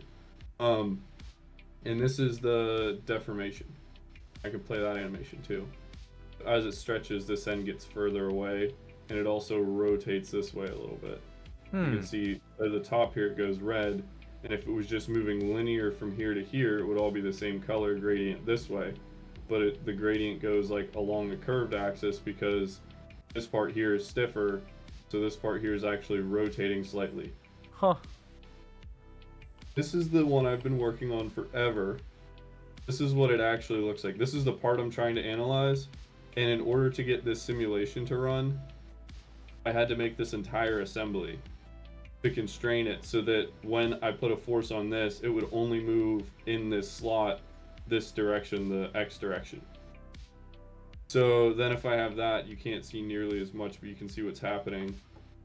It's actually heading ever so slightly that way. But yeah. Dude, chat, is this That's what I'm not working like on. mind-blowing? Like, I can't even begin to comprehend how this is calculated. This is like so far beyond my brain. This is the equivalent stress basically. So there's like tension stress and shear stress, and this is kind of like sort of an average of all of it. It's a pretty good way to approximate things. And what I have to do is figure out the size of the old link, figure out how much force it would take to rip the old link in half, completely like break it, and it was made out of aluminum, so that shouldn't be that much force, and then apply the same force to this and see if it fails, because if I make this out of steel, it should be a lot stronger than the old link. Huh. Is this the That's piece what you I'm made for doing. Kirsten's bike? This is the new piece I'm going to replace it with. The piece I made for Kirsten's bike, I have it as an assembly, like in real life. There's like, add this again, Huh. and so instead of it being one piece, there's basically a rectangular block here, and then a pin that comes out of the rectangular block like a long bolt and goes over here, and it has an eye head on it that goes around and down. And there's a nut on the back of the bolt so that when you twist it, you can change the distance from here to here by changing the distance from here to wherever it goes into the block.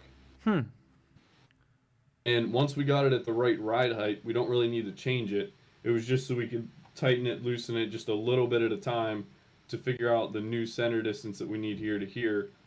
And originally this was a straight piece from here to here, but there's like this weird triangular thing up here, and as the suspension goes down, the point from here to here rotates like this a little bit, and so the end of the shock was like right here, and it goes down a little bit, and there's enough clearance when these are further apart, and when you bring them closer together, then the shock would actually hit it. So that's why I have to do this L-shaped design to get clearance for the shock to move up and down.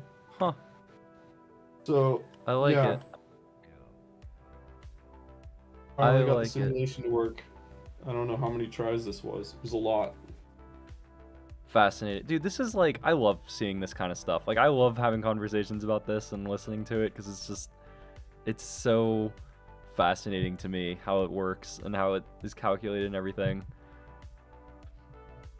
Okay, so wait, so Zev says, I think the Holy Spirit's name would be Steve if it had one. I disagree. Disagree highly. If you don't know, the Old Testament refers to the Holy Spirit as a woman. Fun fact. So definitely wouldn't be Steve. I'm gonna go with Sarah. Actually, no, that doesn't work. We just talked about Sarah in this. That's it's gotta be a Stevie, different dude. name. Like Stevie Nicks. Maybe. The Holy Spirit was named Stevie. could you know, I could see it. I could see it. Because I guarantee there weren't any Stevies in the Old Testament. Cole says, Luke 22:36, then he said to them, but now he who has money bag, let him take it, likewise a knapsack, and he who has no sword, let him sell his garment and buy one. So you know, okay. Let me give a brief discussion. I've brought this up in chat in stream before, so I don't want to dwell on it too deeply, but if you want to know, guys, so in current Christian ethics, there are two legitimate biblical positions that Christians can take regarding violence and pacifism. The other ones can't exactly be justified super well, because we have to take the entire canon of Scripture and all of its different opinions on violence and Jesus' own teachings, and we have to compare them side by side. And you know, like, different portions of Scripture give very different opinions on violence. So it's like we got to compare them. Like, we got to take very seriously Jesus' call to turn the other cheek and taking a nonviolent approach, while we also have to take other theologians who bring up, you know, defense of the weak and the oppressed and things like that. So in current modern day Christian ethics, there's two positions that any Christian can take regarding violence. And the first one is, I forget the exact name. It's something like complete pacifism. I think there's a more technical term. But essentially, complete pacifism is the type of stance that the Amish would take. And that stance is no violence at all in any situation whatsoever, regardless of the situation. That's the stance that the Amish take, and that's a legitimate Christian position that you could take. That would be straight from the teachings of Jesus, and from other places of the Bible.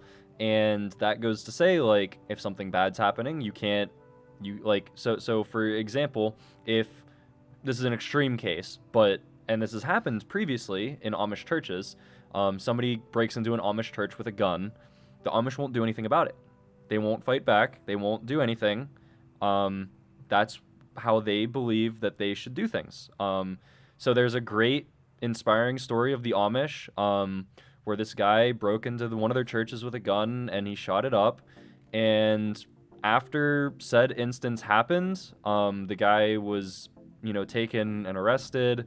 And what the Amish then proceeded to do was they actually went to the guy's wife and ministered to her. And they said, we forgive your husband for what he did, and we know that you're struggling because your husband's now gone, and we want to care for your needs and how this has affected you.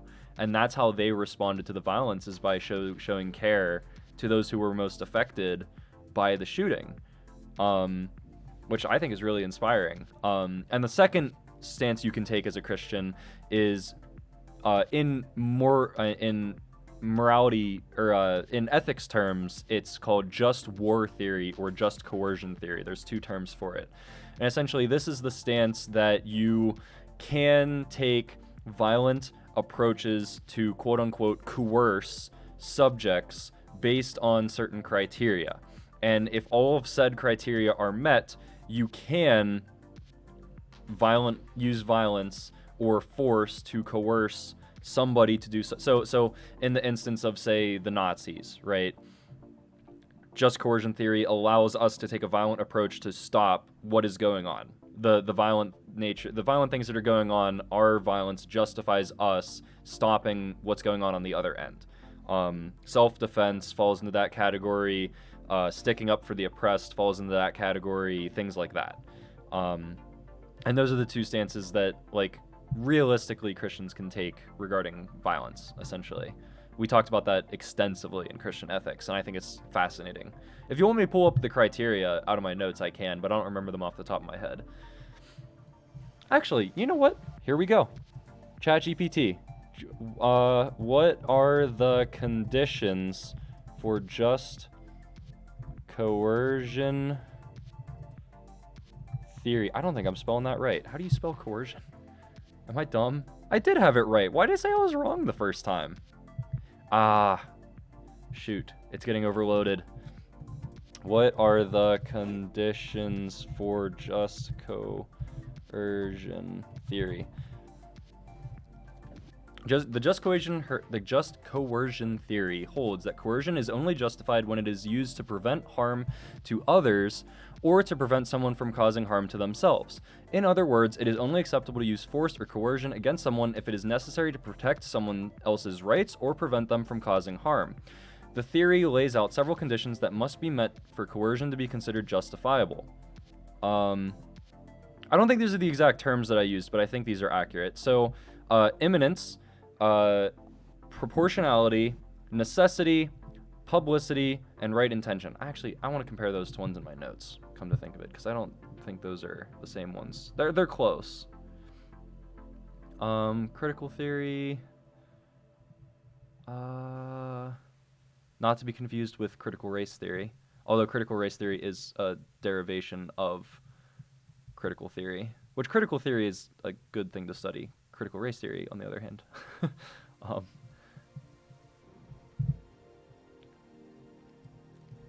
So just war theory or just coercion theory, the ones that I have from my notes: legitimate authority, justifiable cause, right intention, proportionality, reasonable chance of success, last resort, and proper discrimination. If you meet all of those criteria, it's okay to use violence or force. And like it says here in the ChatGPT thing, you know, that usually has to deal with preventing harm or protecting someone's rights or something along those lines. Which, spoiler alert, I agree with this typically over complete pacifism. If you couldn't have already guessed. Probably, I feel like more people fall into this category, most likely. Yeah, definitely. I have a friend who, from college, who is like complete pacifist. Mm-hmm. He kind of takes that approach. He won't even like pick up a gun. Like, it's not even like the idea of like just doing anything. But like he won't even like pick up a weapon. Interesting. He won't touch one. He just thinks it's wrong. Like even to like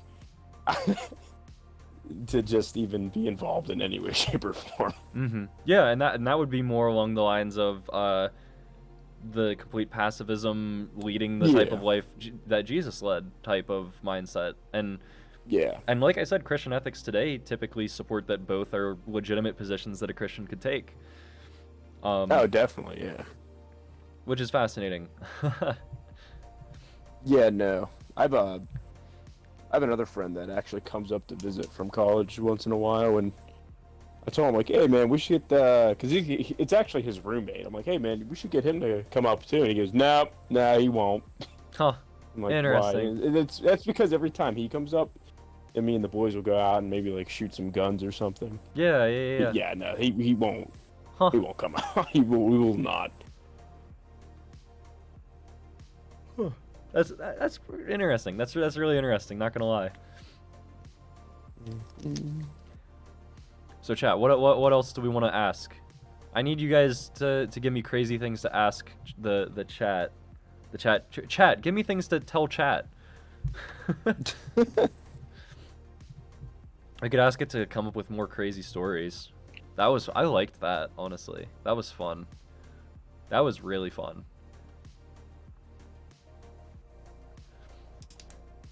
Dude, we asked it to make like some crazy stories. And like they were Did you ask really it anything interesting. about like how to do all the Minecraft rules for the channel? Like if we do a world, like Oh how to set gosh, them I up? bet I Would could like do it. figure out ways Hmm. to do stuff like that? How to set permissions for a Minecraft server. It probably would give results. Setting permissions for a Minecraft server requires the use of a permissions plugin such as Permissions X or Luck Perms. These plugins allow you to set permissions for different groups of players or individual players. Here are the basic steps to set up the permissions. Install a permissions plugin on your Minecraft server. Some popular plugins are these. Create permissions groups. These groups will define... Oh gosh, there's a lot of steps here actually.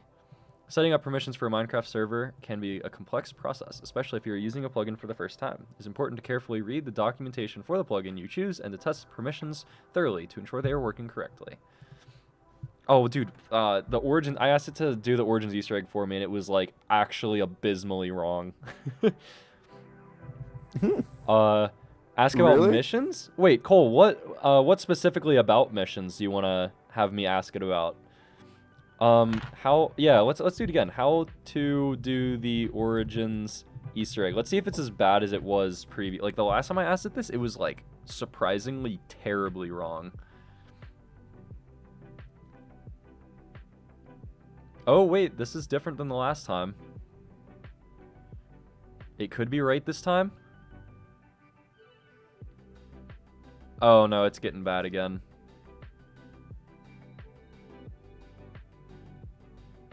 Yeah. How's it not how to do the Origins Easter egg?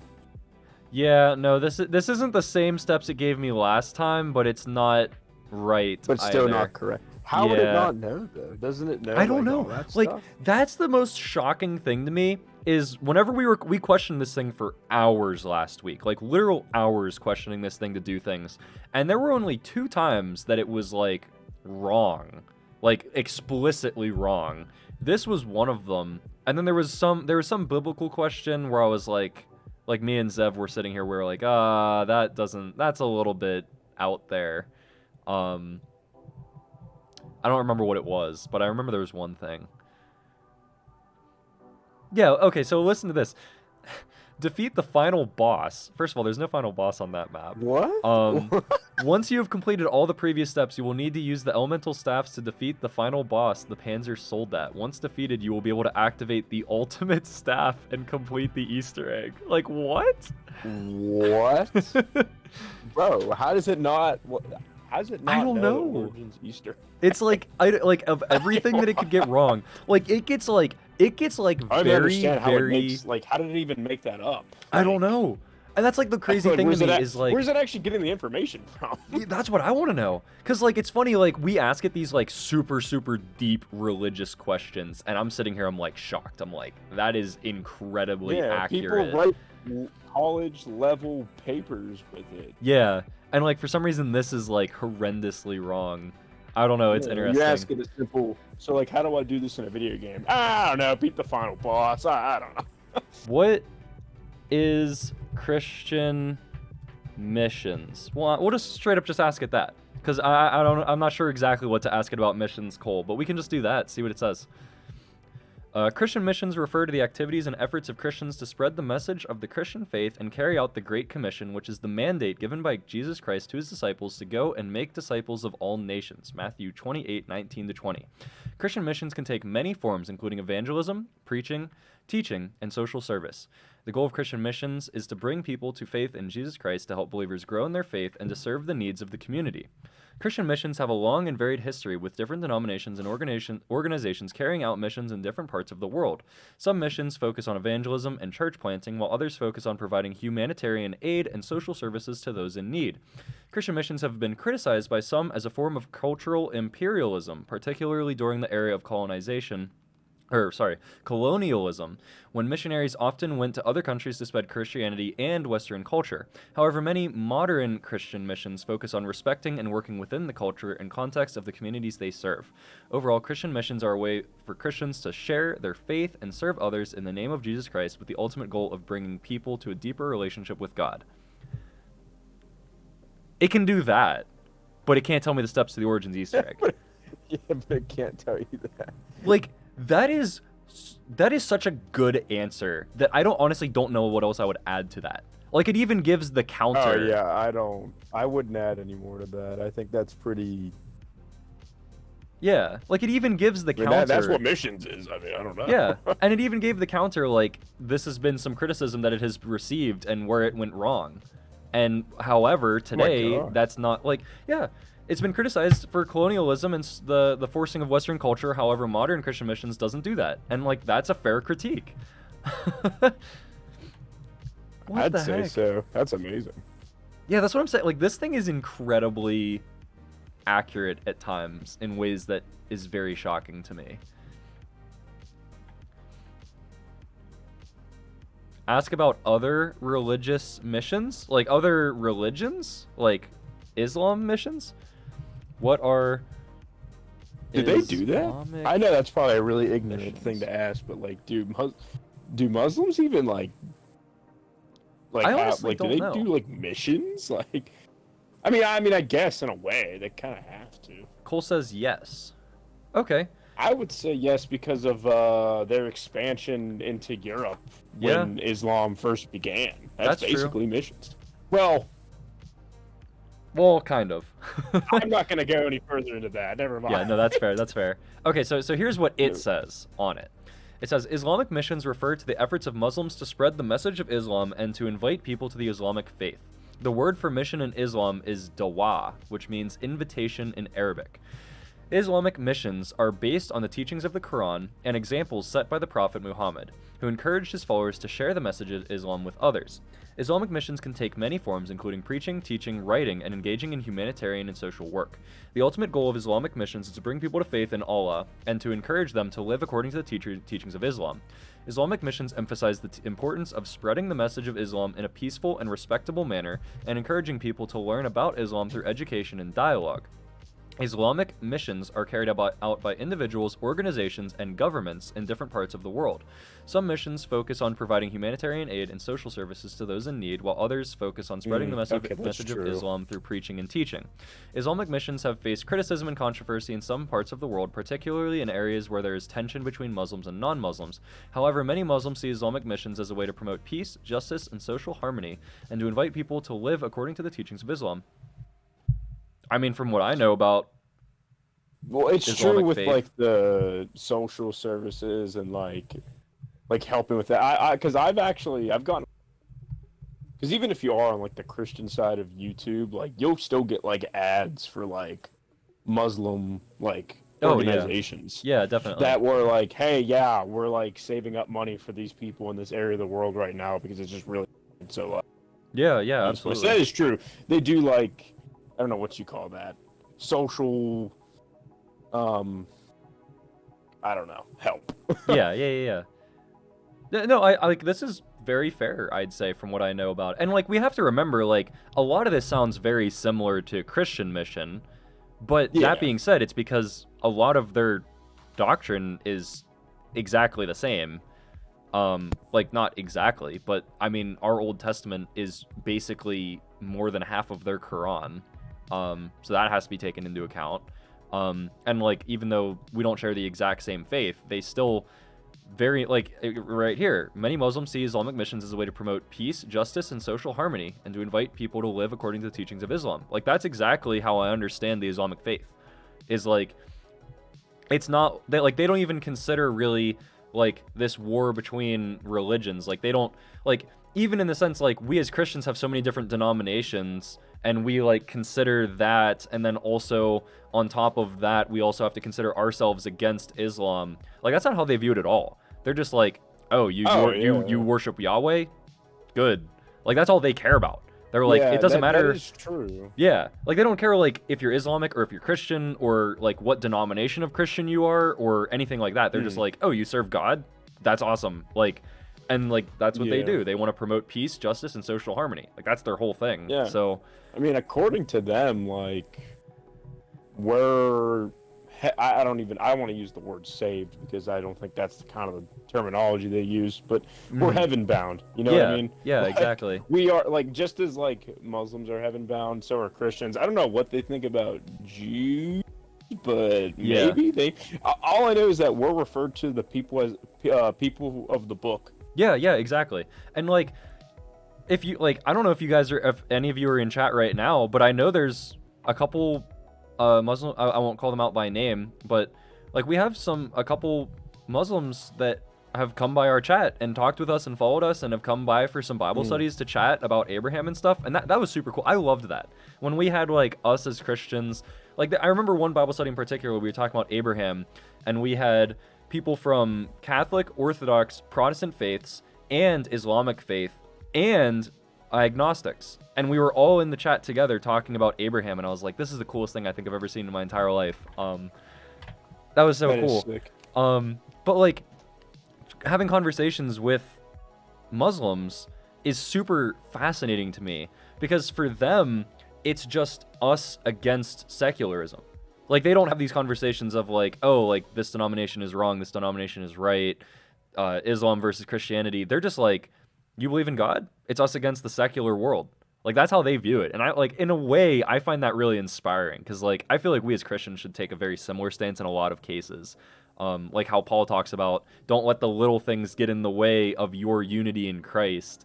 Let like there's a time and place for discussions about the little doctrinal things, but don't let those get in the way of realizing that you are one body in Christ against the world. And like Paul talks about that a ton. And I think we should take a little bit of that message more to heart is like this idea we're all Christians. We're in this together against the world for Christ. So I find like their message kind of inspiring a lot. Like this idea it's like it's us against the secular world. Like we should take that more to heart, honestly. In some ways. I like what you mean, like in terms of like denomination. Like we shouldn't be so. I mean, everybody's it's a denomination fight. Yeah, yeah. There's a lot of it. Yeah, it's just I don't know. And like Paul said, like there's a time and a place for talking about those differences, and then there's a time for us to realize we're together and we should be helping the world together. We should be missionalizing together. I don't know. Evan, actually speaking of, the last time we were in ChatGPT, we asked it to write a letter to the American church in the way Paul would. Oh yeah, you told me about that. And actually, I can. So wait, I'll do this real quick, and then I'll have it write that again and see if it gives me the same answer. Because the last time it wrote it, I was shocked. I thought it was really good. But Cole asked us to ask it what is Hinduism missions. So I had it type that. So we'll read that real quick. It says, Hinduism does not have a formal missionary tradition in the way that other religions like Christianity or Islam do. The Hindu religion is based on the principle of individual freedom to choose one's own path towards spiritual realization, and therefore there is no explicit mandate to convert others to Hinduism. However, there are individuals and organizations within Hinduism who engage in what is sometimes called Hindu mission work, or Hindu Dhamma. I'm probably going to butcher that. I'm not even going to try. Which involves sharing the teachings and practices of Hinduism with others in the hopes of promoting greater understanding and appreciation of the religion. This type of outreach may involve teaching yoga, meditation, and other spiritual practices, as well as educating others about Hindu philosophy, literature, and culture. Some Hindu organizations also engage in charitable work, such as providing aid to the poor or supporting educational initiatives. It's important to note, however, that these efforts are generally not focused on converting people to Hinduism or saving their souls. Instead, they are intended to promote greater understanding and appreciation of Hinduism as a way of life and to provide individuals with tools and resources for spiritual growth. Overall, while there is no formal tradition of Hindu missionizing or evangelizing, there are many individuals and organizations within the Hindu community who are committed to sharing the teachings and practices of Hinduism with others in a way that is respectful and non-coercive. I mean, okay, I want to preface, first of all, this is ChatGPT, so this could be wrong. But also, what I do know about Hindu culture, I'd say that's accurate. I do know that this part is right, that they don't really do missions work because they see it as a an individual freedom to choose spiritual realization. I know that part is true. I don't know. That's interesting. They also have like 3 million gods. Yeah, dude. Like straight up. Like if you went like, I wouldn't be surprised if like they threw Jesus in there somehow in some way, because that's like a thing that people say. Like, if you were to go to a Hindu and tell them about Jesus, they'd be like, "Oh, cool, we'll just add that to the list of gods that we know." Yeah, exactly. There's so many. Like, there's like literally like, so, and I think I honestly think that, I could be wrong on this, but they could just keep making new gods. No, I like, don't know. if you think the Bible is big, wait till you see the literature of the Hindu religion. It is Oh yeah, dude. large. It is Yeah. like library big. It is so unbelievably big that, I think like- it's just a thing that never ends. yeah, it's so big. Okay, so I had it right. Okay, so I know this is not the same wording as last time, but I'll read it anyways. So I asked it again to write a letter to the American church in the words of Paul the Apostle. And I know this is not the same wording because this is not the same introduction I got last time. But it might be the same content. I'll just read it. And then we can discuss it after. So it says, "Dear American Church, I write to you today with a heavy heart. As Paul the Apostle, I implore you to remember the teachings of our Lord Jesus Christ and to live a life worthy of the gospel. I have heard of the divisions among you, the quarrels and disputes, and it grieves me deeply. For we are all one body in Christ, and we should be united in our faith and our love for one another. Remember that Christ himself taught us to love our neighbors as ourselves and to treat others as we would like to be treated. Do not let your political affiliations or personal opinions divide you, for we are all brothers and sisters in Christ. I urge you to put aside your differences and work together to spread the gospel to all corners of the earth. Remember that we are called to be ambassadors for Christ and that our mission is to share his message of love and salvation with all people.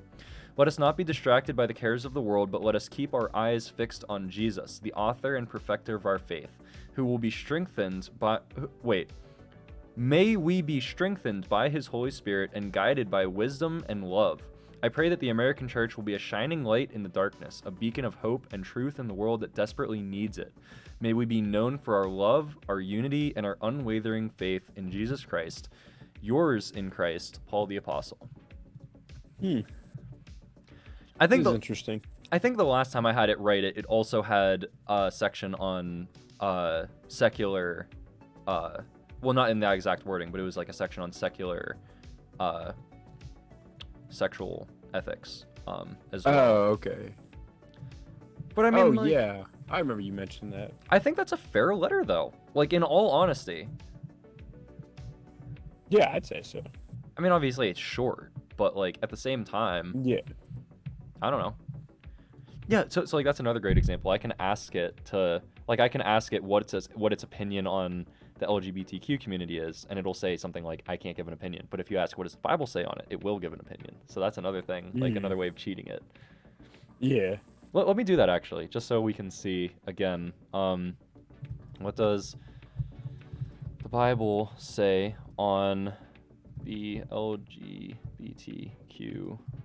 community?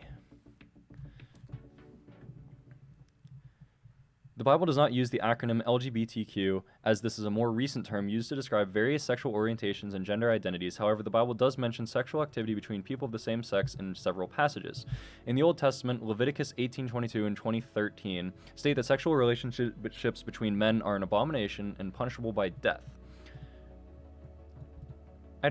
I'd argue that point, but I see what it's saying. Anyways, in the New Testament, Romans 1:26-27, this is a legitimate passage, describes same-sex relations as unnatural and as a result of people turning away from God. It is important to note, however, that the Bible also teaches that all people are created in God's image and are loved by him.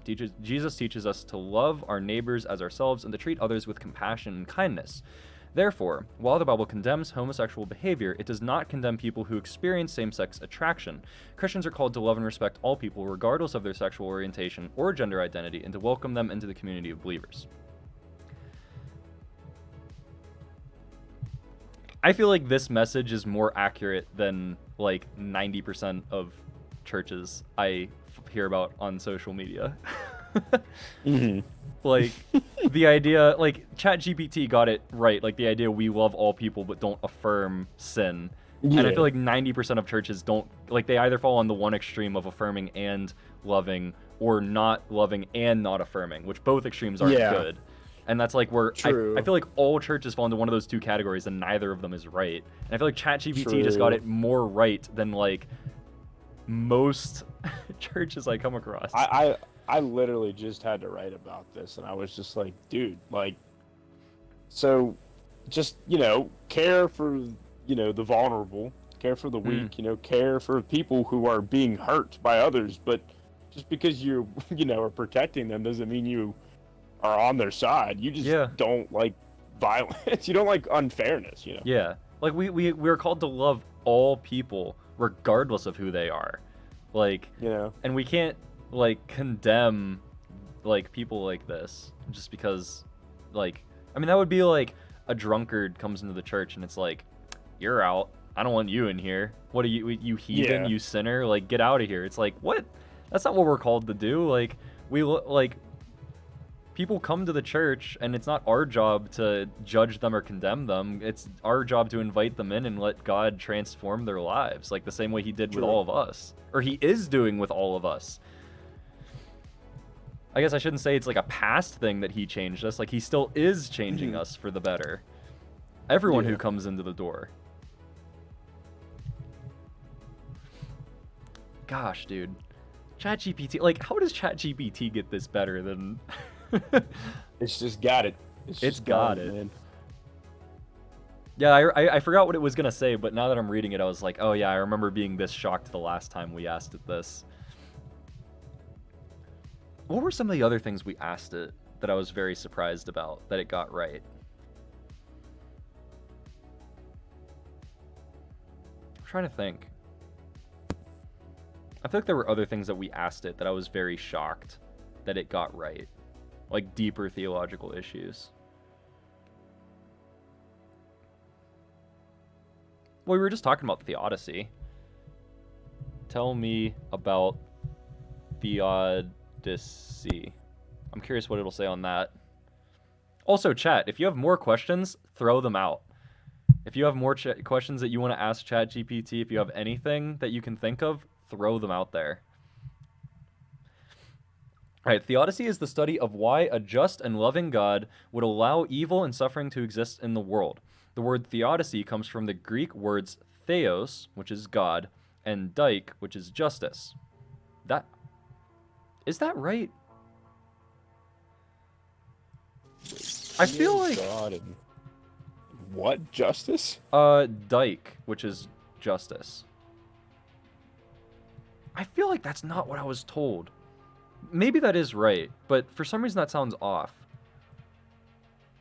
Anyways, the problem of evil has been a topic of discussion for philosophers and theologians for centuries. It is a difficult issue to reconcile, as it seems contradictory to believe in a God who is all-powerful, all-knowing, and all-good, yet also allow evil and suffering to occur. There have been various attempts to explain the problem of evil, such as the free will defense, which states that God allows evil to exist as a result of human free will. According to this argument, God gave humans free will so that they could choose to love him or reject him, but this also means that they have the freedom to choose evil. Another argument is that evil and suffering serve a greater purpose in God's plan, such as the testing and refinement of faith or the building of character. This idea is often referred to as the greater good defense. So far, this is very accurate. There are also various theological perspectives on theodicy, such as the Augustinian and the Irenaean theodicies. Augustine of Hippo believed that evil is a result of human sin and disobedience, while the Irenaean theodicy emphasizes the idea of suffering and evil as necessary for the development of human moral character. Those are also right, to my knowledge. Ultimately, theodicy is a complex and challenging issue that requires thoughtful reflection and dialogue. While there may not be a single answer or explanation for the existence of evil, the Bible teaches that God is loving, just, merciful, and that he will one day redeem and restore all things to their original state of perfection. Wow. This feels like I just got a summary of my senior thesis, honestly. Like, I mean, obviously there's more that I learned in my senior thesis, but I feel like this is honestly a very good summary of what we talked about for it. Like, these different perspectives of the greater good defense and the free will defense. And, I remember Augustine of Hippo talked about that. I remember Irenaean theology talked about that. That's crazy that this thing like is So, so accurate. what do you rate its response then, out of 10? Uh, Like, to your topic. For as short as it is, it's hard for me to give a number, just because like there's Uh-huh. so much more that goes into this question than just this. Hmm. But, like, based off of, like, how accurate it is with, like, what it's about. The only thing that I feel like needed a bit more was talking about the Iranian Theodicy, because I think while the Iranian Theodicy emphasized the idea of suffering and evil are necessary for the development of human moral character, I think that probably needs a bit more clarification. Mhm. Other than that, I wouldn't say really anything's wrong with this. Honestly, probably 9. That's pretty good. That's what I'm saying. Like this sucker is so freaking good. It's unbelievable to me. Like I cannot believe it gets these deep religious questions so accurate. Dude, there are so many people using ChatGPT to write their papers. I know. So many people. It's crazy to me. Evan, what do you think? What do you have anything you really want to hear its opinion on? I honestly have no idea. I haven't even thought about it. I haven't used it yet. I have no idea. I'd have to. Yeah, I need to think of a really good question for one of these times we can do this because this is fun. What's a hot button issue? What does the Bible say about climate? What is the most controversial thing that I can think of? Well, because guns is pretty controversial, and I feel like it gave a fair response to that. True. We talked about LGBTQ, and I thought it gave a fair response to that. What does the Bible say about climate? I feel like that's a pretty hot button issue. The Bible does not specifically mention the issue of climate change, as this is a relatively recent scientific discovery. However, the Bible does teach about the importance of stewardship and care for the natural world. Okay, good start.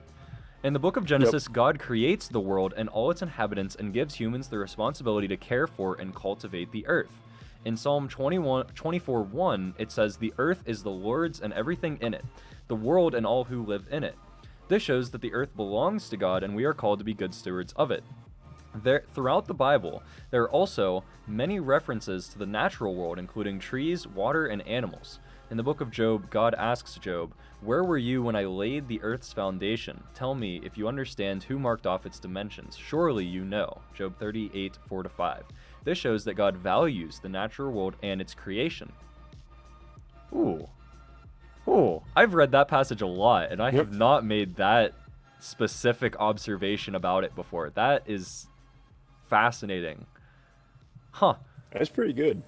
Jesus also teaches about the importance of caring for the world around us. In the parable of the Good Samaritan, he tells the story of a man who is beaten and left on the side of the road.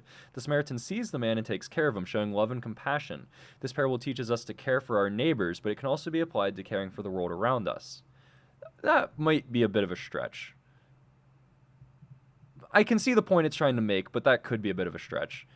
Therefore, while the Bible does not specifically address climate change, it does teach about the importance of caring for the earth and its inhabitants. Christians are called to be good stewards of the natural world and to care for it as God's creation. Yeah. I mean, the last thing I think was a bit of a stretch. I probably wouldn't make that point. Yeah. But yeah, I mean, I like that response. I don't know, Evan, you have anything to say on it? I thought it was pretty good. Sweet. I honestly thought of the same thing, kind of, in a way. At least for, like, the first couple of passages about, like, being stewards towards the earth. Yeah, absolutely. Yo, Chi, how's it going? You got any questions for ChatGPT that we can ask it? I mean, it's good to see you. It's good to have you around.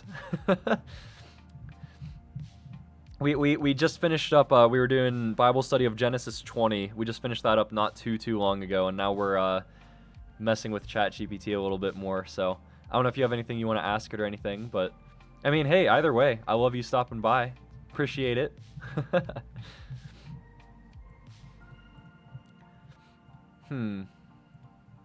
Hot button issues. Hot button. LOL, no questions at the moment. Hey, that's fine. If you want to just stick by and lurk or chat, absolutely, you can do so. How has it been going today, though? Going well, hopefully? Everything all going all well? What are hot button political issues today that the Bible would speak on? Or that Christians should speak on?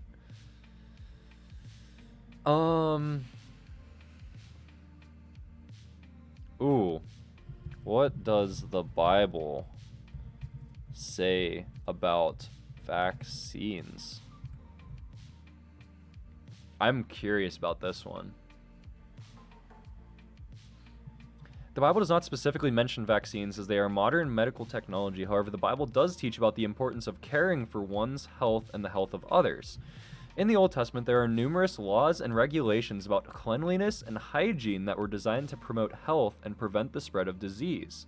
For example, in Leviticus 13-14, there are detailed instructions for dealing with skin diseases, including quarantine and disinfection. Fair point.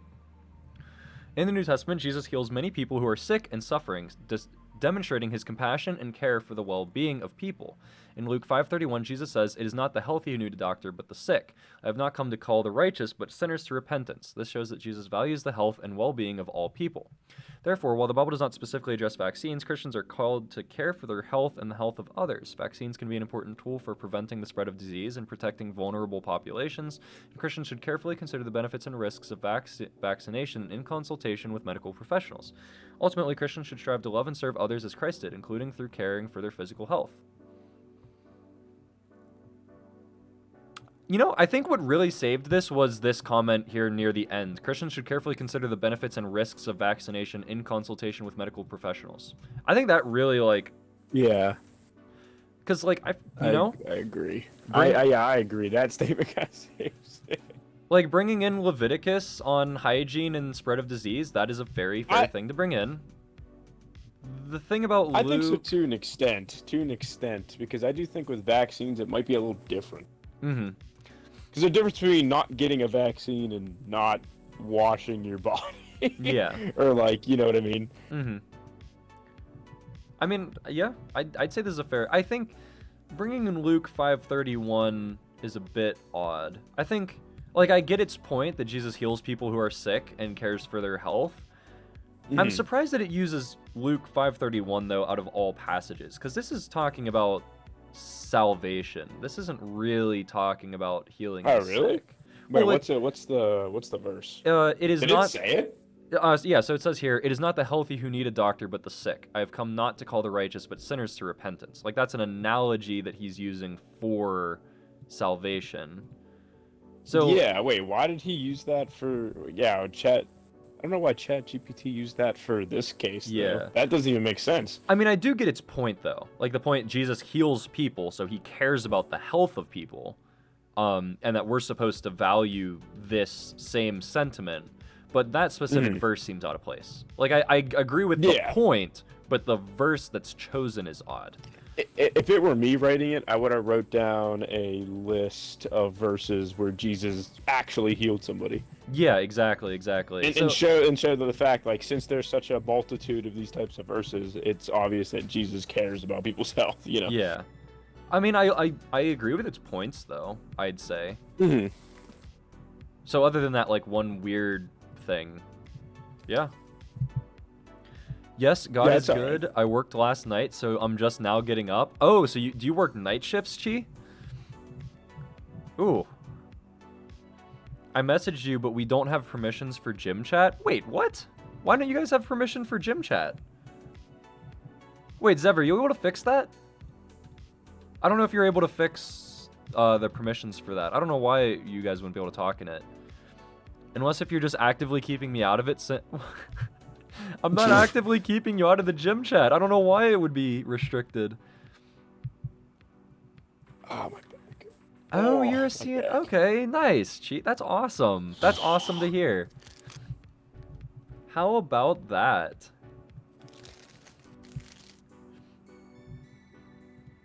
I imagine those shifts are stressful. Being a CNA working night shifts, I can imagine that's pretty stressful. But dude, that is awesome, Chi. That is so cool. God is indeed good. I'm glad to see you stop by, you know? Logan needs CPR. Dude, I'm hoping at some point to get a medical license down the road. I want to start off with well, I kind of, part of me wants to get my EMT license at some point down the line, just so I like have it. Like if something happens in my church, like I know how to address a given situation. Like I think that'd be I have nice to have. I have a CPR certification. Do you really? Yeah, because when I had to work at the gym at my school, like my first school I used to go to, Oh, yeah. I worked in the gym, and to have that job, I had to have like CPR certification. Nice. I gotcha. Huh. I need to renew my CPR certification. When I got certified, CPR was still Oh, okay. Interesting. Huh. Wait, so Zev, are you able to fix the gym channel? Because I think you're moderated in Discord too. I don't know why it would be restricted.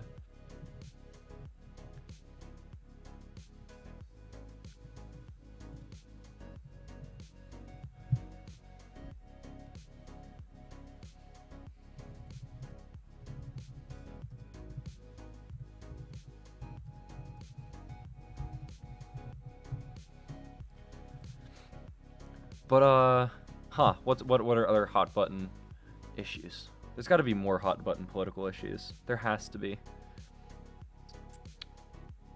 So I can edit all the channels except for that category. What? You're serious? Oh wait. I did have a hot button issue, but Okay. it's kind of weird. You should ask about flat Earth theory. Oh. Maybe not though. I don't know.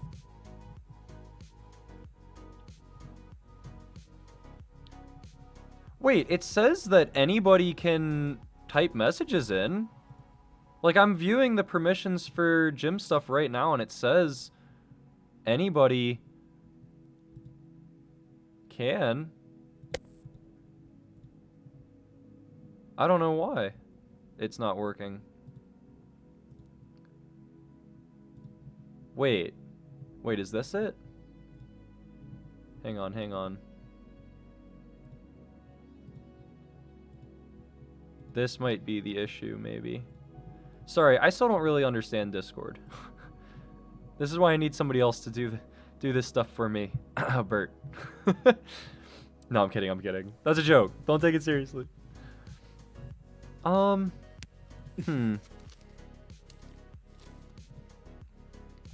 Roles. Edit. Permissions. The moderators.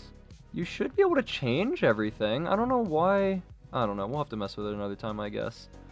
We can type, we just can't read. What? That's ridiculous.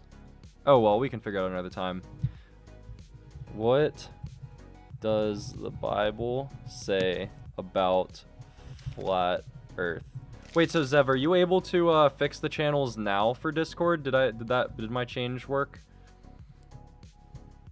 You did some weird settings on that channel, though. I can edit every channel except for gym stuff? Why could you edit every channel but that one? You should have full permissions. Yeah, you should have full permissions to do whatever. Yeah, you have permissions to view channels, manage roles. I don't see why you couldn't mess with the setting. Yeah, because you have permission to manage all the channels. I don't know why you wouldn't be able to. Wait, did you just make this channel yesterday? No. Today? I made it, last week. Oh, okay. But it is new. It's not an old one, right? I mean, it is fairly new, yeah. Okay. The issue would be on the channel, not the role. Well, yeah, in the roles for the entire server, I gave you permission to manage all channels, is what I'm saying. Is it about the show? No, I actually got this shirt at Outer Banks. Although, Chi, what do you think of the new Outer Banks season? Don't give me any spoilers because I haven't watched it yet, but I'm curious your thoughts on it because I've heard different opinions. The Bible does not explicitly state whether the earth is flat or round. However, some people have interpreted certain verses to suggest that the earth is flat. For example, in Isaiah 40:22, it says, "He sits enthroned above the circle of the earth, and its people are like grasshoppers. He stretches out the heavens like a canopy and spreads them out like a tent to live in." Some people interpret circle to mean flat, but others argue that the Hebrew word used here can also mean sphere or ball. In addition, there are many passages in the Bible that suggest the earth is round. For example, Job 26:10, it says, "He marks out the horizon on the face of the waters for a boundary between light and darkness. The horizon is only visible on a round earth, not a flat one." Overall, the Bible does not offer a clear-cut answer to whether the earth is flat or round. However, modern scientific evidence overwhelmingly supports the idea that the earth is a sphere. I think it's funny it had to add that final comment. Wait. What happened with the final quote you said? The final thing is, overall, the Bible does not offer a clear-cut answer to whether the earth is flat or round. However, modern scientific evidence overwhelmingly supports the idea that the earth is a sphere. Nice. I think I've watched 90% of it, and my initial reaction was that I was bored, and I feel the show pushed a lot to keep up with their hype, but the whole conflicts were dragged and corny. Like, that's probably why I haven't been inclined to finish it. Very predictable at times. So would you say it's better or worse than all season of Outer 2? Banks. That's all of Outer Banks. I agree. I say that season 2. because I literally never watched it. I just hate it, and I'm just gonna be that guy. I mean, I thought season 1 was all right. Like, I didn't hate it. I thought it was decent. Season 2 I thought was like abysmal. Like, I remember watching that and literally shaking my head like, I can't believe Wait, really? I did Wait, not so you like thought season 2 was horrible? I did not like season 2 in the slightest. How is it different from 1? Season 1 was what made me watch season 2. That's exactly what I'm saying. Season 1 is what made me watch season 2 because I was like, it's good enough that I'll watch season 2. Mm-hmm. Season 2, the characters were just flat stupid. Like, genuinely. Like, some of the decisions they made were genuinely mind-bogglingly dumb. Like, there was one instance near the beginning of the season where they literally caught the bad guy, like, red-handed in the act, recorded the whole thing, and then one of the characters just out of nowhere goes, like, gets mad and stands up and is like, "You're a killer!" Blah, blah, blah, and, like, ruins the whole thing. Like, just because she was upset. Like, stupidest thing. And then, there's, like, this, I won't spoil it, but there's this really heavy object that is, like, a key point to the story. And the first time we see it, literally, like, 6 people can barely pick it up. And then... What? Yeah, it's like, it's so heavy that, like, barely 6 people can pick up how heavy this item is. And then for the finale, the bad guy catches it by a rope falling off the side of something. And I'm sitting there, I'm like, you're dead. Your spine is snapped. You are folded like a chair. Like, there's no shot. This man just caught this object with a rope. Like, it's so dumb. It's so Dude, bad. This is like a big object. Yeah. That's hilarious. Season 3 is better than season 2. Okay, maybe I'll watch it. Yeah, they don't make sense. I get they're like 15 to 18, but yeah, no, they're not that stupid. Like, they make such dumb decisions in that season. It's like mind-boggling. What else happened in that season? You guys need to watch something good for your brains. Yeah. Like Avatar: The Last Airbender or something. Yeah. Oh, Evan, I hate to say this. Dude, I felt like... Wait. I was having a good time. No, wait, I'm going in a different direction. We were messing with ChatGPT and we were telling it to write stories. And of course people were like asking it to like... So one of the things we did was we said, write the birth narrative of Jesus in a modern day context. And I was like, this is cool. They actually did like a good job. And it was like, actually, let's just ask it to write it again. write, for everyone here who didn't see it last time, write the birth narrative of Christ in a modern day context. And we might get a different story, because usually whenever we told it to write stories, it would give a different story each time.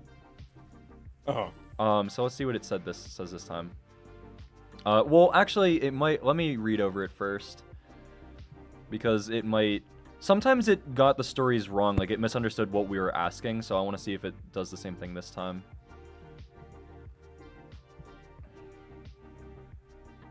Yeah, I think it misunderstood my question. Yeah, no, it's just rewriting the birth narrative. Anyways, if you weren't here last time, it was essentially along the lines of, they were in a small town suburb, and they couldn't find anywhere to stay, so they stayed at, the local homeless shelter for the night, and Christ was born in one of the, homeless shelter rooms, or whatever, and an angel appeared to a group of construction workers who told them about the good news of Christ, which is a very comparable thing to compare the shepherds to.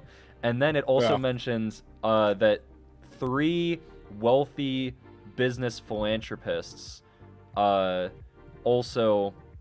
I can't remember how they found out, but essentially it was saying 3 just wealthy philanthropist business people also found out about it and traveled Elon by Musk, plane. Andrew Tate. Yeah, like they just traveled by plane to go see him as well. And like that's fair. Like the wise men, we don't have reason to believe that they were explicitly Jewish. Like they were just wealthy, wise people who knew, like, what we understand about them is that they were actually astrologists. Not necessarily Jewish. Like they were just astrologists who believed that something good would happen when the stars aligned, and they found him. Like they weren't really Jewish backgrounds, essentially. Yeah. I was thinking about that narrative, and the homeless shelter didn't make much sense. Jesus definitely would have been born in a parking garage. Fair. I think it's a little too literal. Just changed all the places and people to today's stuff.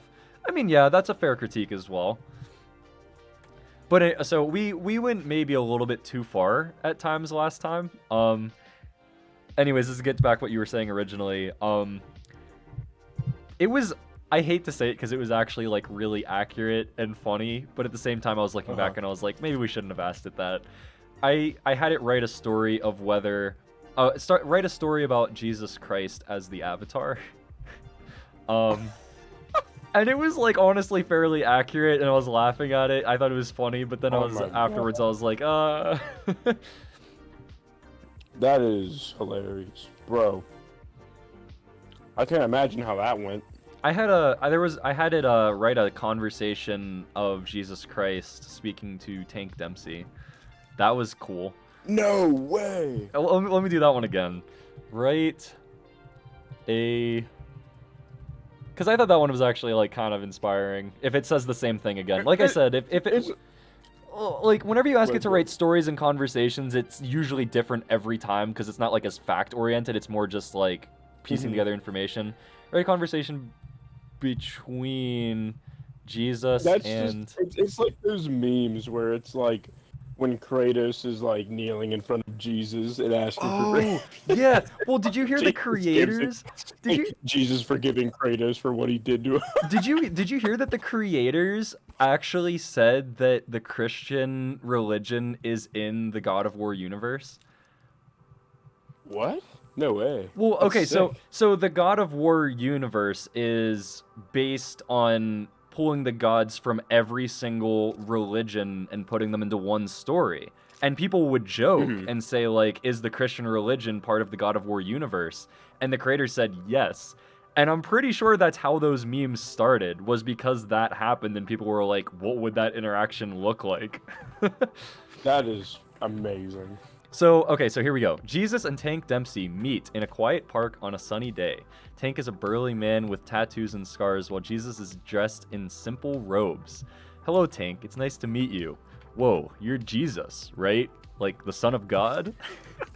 Yes, that's right. And you're Tank Dempsey, a soldier and a fighter. Yeah, that's me. I've seen some things in my time. Some good, some bad. I understand. You've been through a lot, but I want you to know that no matter what you've been through or what you've done, I love you and I'm here for you. Really? You love me, even though I've done all this bad stuff? Yes, Tank, I love you no matter what, and I'm here to help you if you'll let me. I don't know, man. I'm not really into all that religion stuff.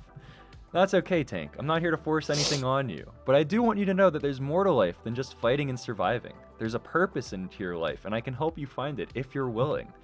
Okay, I'll hear you out. What do you have in mind? Well, let's start with forgiveness. Forgiving yourselves and others for the things that have happened in the past. And then we can work on finding a new direction for your life, one that's based on love and service to others. I see what you're saying. It's not all about fighting and killing. Maybe there is more to life than that. Exactly. You have a good heart, Tank, and I can see it. And I want to help you find a new way of living, one that's full of purpose and meaning. All right, Jesus, I'll give it a shot. Let's see where this takes me. That's all I can ask, Tank. Just trust me, and we'll take this one step at a time. Wow.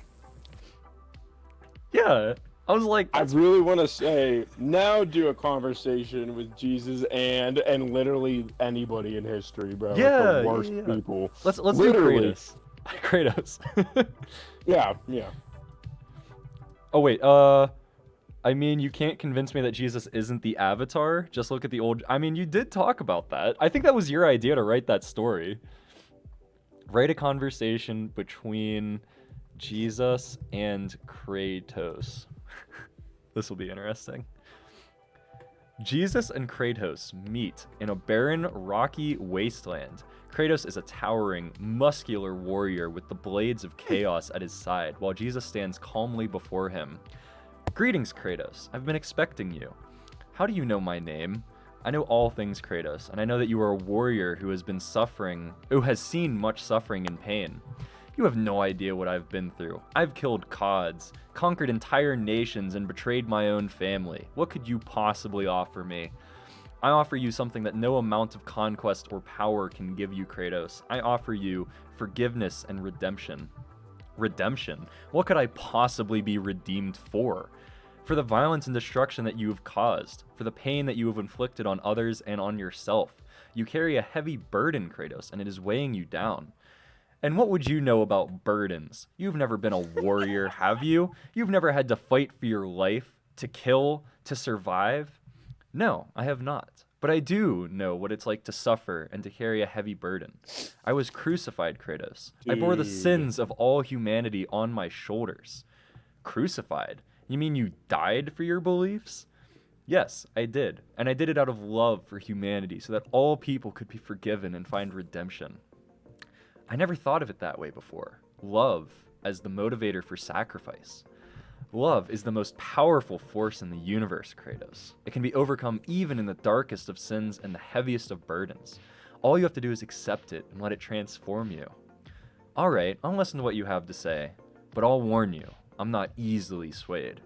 I know, Kratos, but I have faith that you will find the path to forgiveness and redemption. Just trust me, and we will walk this journey together. Wow.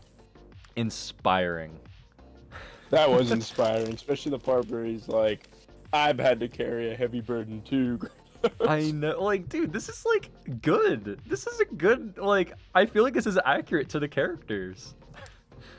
Like... Dude, pretty soon they're just gonna be making movies and TV shows with using Chat GPT. Dude, VeggieTales predicted this. Wait, really? Oh, wait. Have you seen that I know what you're meme? talking about. Like Larry's talking like the future of humor is randomly generated. Oh yeah. Like that's a real VeggieTales clip from like the early 2000s. I do remember that. Okay, so Cole says write a conversation between Jesus and the God Emperor of mankind. Okay, I'm interested. She says crying. Did you hear about that PC game being made, Bible X? No. What? Bible X? I had Jesus talk to Lincoln and they had a nice chat. Dude, I bet they would have a nice chat. Lincoln was pretty religious and he seemed like he had good theology and morals. Okay, I have to look this up. Bible X game. New Christian video game. Oh gosh, there's a whole website. A groundbreaking new way to explore the Bible. Join the waitlist on Steam.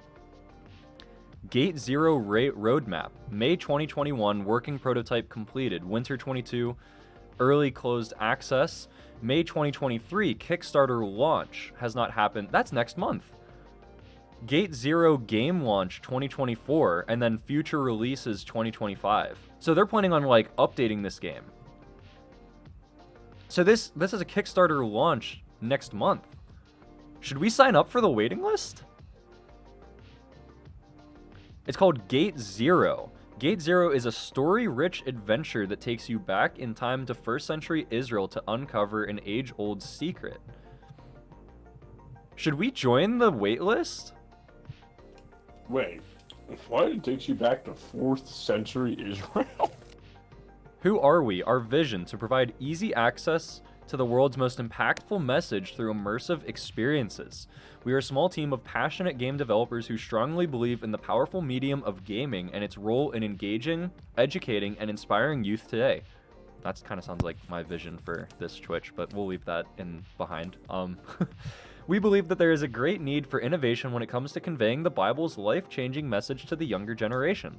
We aim to develop high-quality, comprehensive products that can be used individually or in groups by anyone who wants to take the words of the Bible seriously. BibleX is a department of BCC Media and was formed in 2020. This is their team, I guess. Yeah, it's a small team. Okay, so wait, I gotta learn more about the game. They had a link for it. Visit gatezero.game. Okay, so I think this has more information on the game. They have a teaser. Do we want to watch the teaser trailer? Travel back to ancient Israel to uncover an age-old secret. Yeah, here's the trailer for the closed beta teaser. Okay, let's watch this. I want to see what this is about. What is this? This looks like Cyberpunk. This ain't Israel. Oh, did I say Israel in the 4th century? I meant Israel in the 34th century. Wait. With grief for thee, my heart is nearly breaking. Wait, so is this like a modern... My land is a dark place. The past 20 years has been under the rule of D-Force, and gradually they have abandoned Christian values. Wait, this is actually epic. Wait, this is actually epic. Wait, Evan, are you watching this? No, I'm about to go over on Twitch though and see. Wait, do you want me to wait to watch this so you can pull it up and watch? Wait a little bit. Because this is like actually epic. I think the main character gets taken back in time. That's sounding like what it sounded like at the start. That's what it seems like. Dude, it was like epic. Like he was starting off this monologue like, the year is blah blah blah. The government has abandoned all Christian values. Like, it was like super epic. I was like, that's sick. Wait, so let me read the rest. We're launching our Kickstarter on May 16th. Reserve now and get your name in the game. I might reserve so we can play this. Core gameplay elements. Engage in the story. Meet familiar characters. Get involved with their stories and witness biblical events firsthand. Have fun. Dude, this looks like Red Dead Redemption. This guy's like riding a horse around. There's like a mini map in the corner. I think I've seen this game before, actually. Like, I've seen things about it. Discover first century Israel and learn the cultural and historical significance of the time. Witness the conflict between social groups, sneak into forbidden areas, and avoid danger. So this is first century AD Israel, like Jesus time, because this is Herod's temple. Yeah, like Jesus, yeah. Gethsemane, city of... Dude, this is like a GTA brought up map. More screenshots from the game. Oh my gosh, this actually looks good too. New word, the Father's house. Jesus, why didn't you know I'd be in my Father's house? Dude, this is epic. Customizable player character? Like pickable dialogue? Back to the Future. Pickable dialogue? No way. This is awesome. Solve tasks together with co-play. Everyone, even non-gamers, can participate in a family-friendly social gaming setting. With our unique co-play feature, you can connect mobile phones to the PC and turn a single-player game into a couch or online co-op. Can we play this together, chat? Chat, can you guys play this game with me? No shot. If you guys can play this game with me, we're absolutely signing up for the list. The co-op aspect was wonderful on mobile devices. I see so much potential in this game. I liked the mix of cutscenes and gameplay that are used together to used together to kind of teach the player while they play. Honestly stoked that this is a concept. I could see this being a fun youth activity tool in the future that I would use a lot. The game starts out in the year 2072 in the dystopian world of Terrapolis. You and your cousin Hector receive a cryptic mission from your eccentric late grandmother. She offers you the chance to win her whole inheritance if you unlock the secrets of her mysterious pearl. You and Hector decide to solve this mystery by going back to the source in his time machine, Gate Zero. We're signing up for this list. I don't care. We are I like how absolutely... there's like a story to this and everything. Wait, and you could win a PS5? And you can win a PS5. Man. Okay, let's watch the teaser trailer. Ole, ole, I need how loud I cry Wow. with grief for thee. My heart is nearly breaking. My land is a dark place. The past 20 years has been under the rule of D-Force, and gradually they have abandoned Christian values. They speak about thy beauty rare, till hearts are set afire. Yea, hatefully thy servants there assailing. Bro. My grandmother once told me that I would find the truth if I seek for it in the right places. She gave me a book where this secret was written and told me not just to think about it, but do and speak. Oh shoot, am I getting copyrighted for the song? Oh shoot, we're too late now. Wait, not on. I don't think that can happen on Twitch. I was gonna say, well, I can get copyrighted for songs. I'm hoping really? this one's not like a copyright song. I thought Twitch was like We're not different fighting when it against comes to like humans. copyright. Well, so We're I fighting actually, against oh wait, forces and authorities and against Oh wait, 'cause you have to rulers of put the name of the darkness and song. powers in the spiritual world. so And in I- that fight, I need wait. help from you. And at the walls I lean, I'm ever bro, this is fascinating. wailing. Yeah, this looks insane. There's like an actual story and everything. I'm reserving. I don't even care. Reserve now and get your name in our game. Bible X. Oh, you guys see all my email? Oh, I wish you guys didn't see all my emails. Gosh darn it. Get your name in our game when you reserve Gate Zero today. Thank you for being a part of spreading the gospel by supporting our game. You should have received a confirmation email for your launch invite. Please check that it's not in your spam folder. We'd like to extend the opportunity by inviting you to reserve Gate Zero for $1 and upgrade your status to early supporter. I'll do that. Only $1 to get early access to it next month. I'll do that after stream. Wait, it comes out next month? Well, there's an early, if we go back Like to an early the access. thing, so this is the original website. So, wait, where was it at? I think it was up here. So the working prototype was completed May 2021. Winter 2022, early closed access happened. And now the Kickstarter launch is happening next month, with the game launch coming in early 2024. So I guess next month we could play this. And it sounds like you guys can play with me, so that's pretty cool. I'm absolutely that's reserving sick. that. I would. Dude, we have to play this together. We absolutely have to play this game I'd together. play it, bro. Oh, I hope my PC can freaking support it and stream at the same time. That might actually be a problem. Shoot. We'll come across that problem when we get there. Oh wait, somebody asked me to ask ChatGPT something, and then we got distracted. Oh yeah, write a conversation between Jesus and the God Emperor of mankind. Ah, no.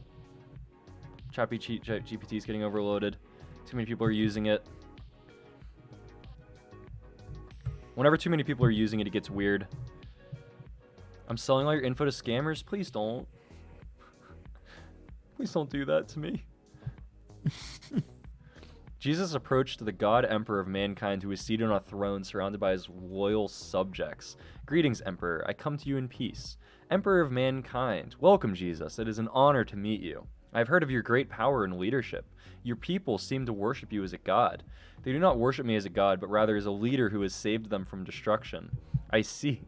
Jesus would not say this. I see. As a religious leader myself, I understand the importance of having a strong faith and belief system. Tell me, how do you lead your people? I don't know, that wording is odd, but oh well. God Emperor of mankind, I lead my people through strength and discipline. I have a vision of a brighter future, and I will do whatever it takes to achieve it. Jesus, I see, but do you not believe in love and compassion as guiding principles? Love and compassion have their place, but sometimes they are not enough. Sometimes you need to make difficult decisions for the greater good. I understand that sentiment, but I believe that true strength lies in showing true love and compassion to all, even to your enemies. That may be true of your teachings, but in this world we face greater threats that require a different approach. I see that we have different approaches to leadership, but I hope one day we can find a common ground and work together for the betterment of humanity. I hope so too, Jesus. Your message of peace and love has a place in this world, but we must also be realistic about the challenges that we face. Thank you for your time, Emperor. May you continue to lead with wisdom and courage. And may you continue to inspire with your message of love and compassion. That does not sound like the God Emperor to me. Oh, I'm sorry, Cole. I mean, that was interesting. I don't know. It was alright. It sounded like a very civil conversation. Yeah. How many worlds exist? I'm not sure what that's going to answer, but I'm curious. If worlds refers to the number of planets that exist in the observable universe, then the answer is not certain, as the exact number is unknown and constantly changing as new discoveries are made. According to current estimates, there may be billions of planets in our galaxy alone, and there are estimated to be billions of galaxies in the observable universe. If worlds refers to different dimensions or parallel universes beyond our own, then the answer is also unknown, as it is purely speculative and currently outside the scope of scientific understanding. Overall, the answer to the question depends on the context of your definition of worlds. There we go. There's your answer. What else are we thinking? Come on, guys. Also, I just realized the time, Dietrich and Evan. If you guys gotta get going, I just realized it was late too. I'll stay for a little bit longer. We can ask it a couple more questions or so, and then we can, do the usual outing, pray and prayer requests, and find a guy to go raid, or girl, depending. Also, guys, hopefully all of you guys can stay for the raid. We want to show someone else the same love that you guys show here on this channel. So I'd appreciate if you guys do stay for a little bit longer for that as well. I want to hear someone talk about the world's TL? Huh? I'm curious. Evan, do you know what the world's TL? Do you know what that is? The world's TL. I'm gonna start calling you by your middle name instead. Wait, how do you know my middle name? Did my middle name pop up there too? Oh, the world's timeline. Oh. Oh, that's interesting. Okay. What is the world's timeline? It did. Gosh darn it. I really doxed myself there. The world's timeline can refer to different things depending on the context. Here are a few possibilities. The timeline of human history. This would be a chronological account of events and developments in human civilization starting from the earliest known societies to the present day. Timeline would include major events such as the rise and fall of empires, the development of technology, and important discoveries in science and medicine. The timeline of life on Earth. This would be a record of the evolution of life on our planet, starting from the earliest known single-celled organisms to the complex array of life that exists today. This timeline will include important evolutionary events such as the development of photosynthesis, the rise of dinosaurs, and the evolution of humans. The timeline of a universe. This would be a chronology of the history of the cosmos, starting from the Big Bang and continuing through the formation of galaxies, the birth and death of stars, and the eventual formation of planets and life. This timeline would also include important discoveries of astrophysics and cosmology. Let's do the timeline of human history. What is the timeline of human history? Can you ask how is... Oh, I mean, maybe we could. Okay, you know what, Parker? Well, Parker, first of all, thank you for stopping by. I appreciate you. I think what I'm going to do is I'm going to ask ChatGPT that question, just because I think it could maybe be funny, but I'll do it off screen, and then I'll put it on depending on what it says. Okay, here we go. I'll take it off screen for a second. How are babies made?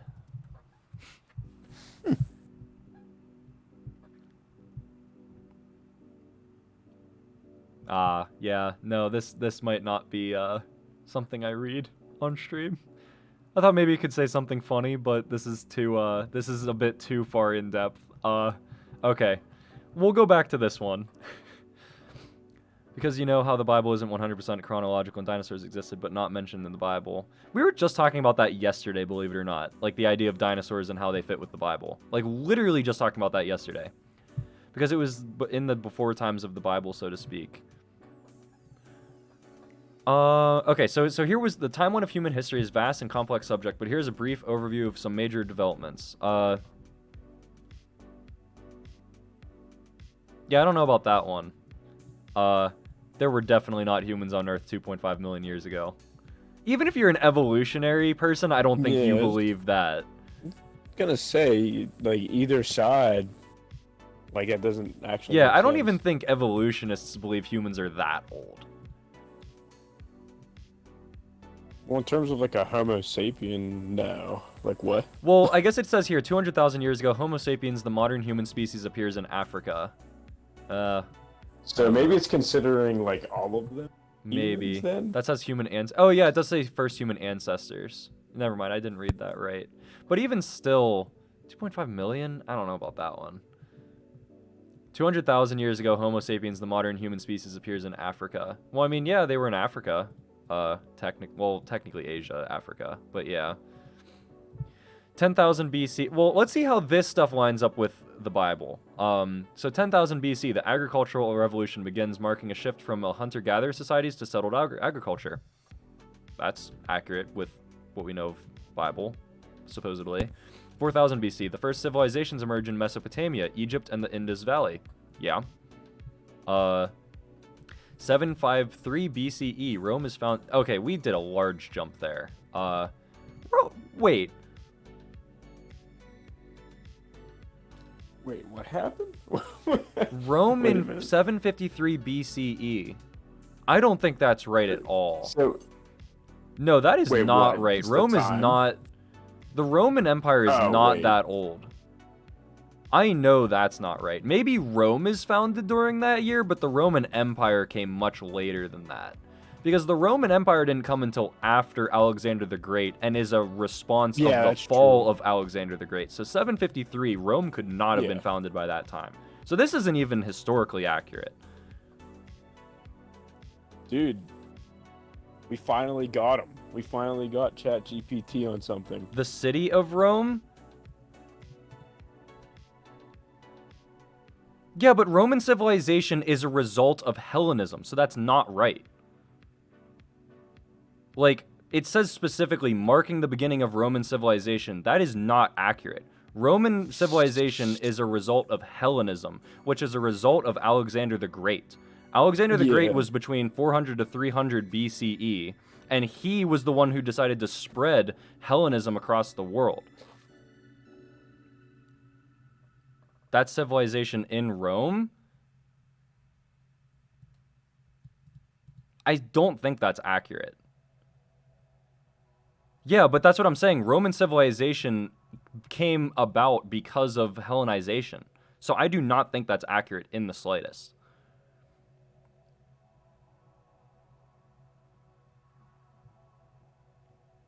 Like, Roman civilization was 100% a result of Hellenism, which was the thing that Alexander the Great spread. So I do not believe that is accurate. Roman society existed before the empire, but that's like saying Egypt existed before it does today. But Egypt today doesn't look anything like Egypt back then. Like, the Egyptian Empire back then looks very different than Egypt today. So to say that they're both Egypt is not the same thing. Like, you're referring to two different Egypts in a way. And the same thing here. Like, just because it's Roman civilization does not mean that it's the Romans, like, the actual Roman civilization that we typically refer to. Greeks had colonies before Alexander the Great, but that's not Rome. The city came before the empire? Sure, but Roman civilization is marked by Hellenism. Well, like Rome, as in like, you know, Roman Empire. Yeah. Like the actual like imperialism of Rome, not like you can't just say like Rome itself, like that would be.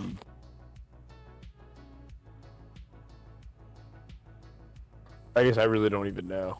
I could be wrong. Maybe it's the wording, but I don't like. Sure, like the way it words it. Like, sure, Rome was a city. Like, sure, Rome was a city that people lived in by that time, but Roman civilization is marked by Hellenism. Yeah, Roman civilization is different from that. I agree with that, yeah. Like, those are two different concepts. Like, Rome being founded and the beginning of Roman civilization, those are two different things. Like, let's take America, for example. America, there's been people living here the whole time. If we talk about American civilization, you do not think of the Indians that lived here before us. You think of the Europeans who came and colonized it and created what America is today. If I say American civilization, you do not think about the Indians who were here before us. True. So I would argue that this wording is not good. When I think of American civilization, I think of like the last 300 years. Yeah, exactly. Honestly. I don't know, chat doesn't seem to be agreeing with me. But it wasn't America prior to the Europeans coming. It'd be other civilizations to that. Cole says city of Roma, and the Greeks had colonies before Alexander the Great, which both of those I agree with. Like, there's no denying those. I always just like to know what Cole says, because I always trust Cole on everything. Alright, I mean, chat seems to disagree with me. I don't agree with the wording, but oh well.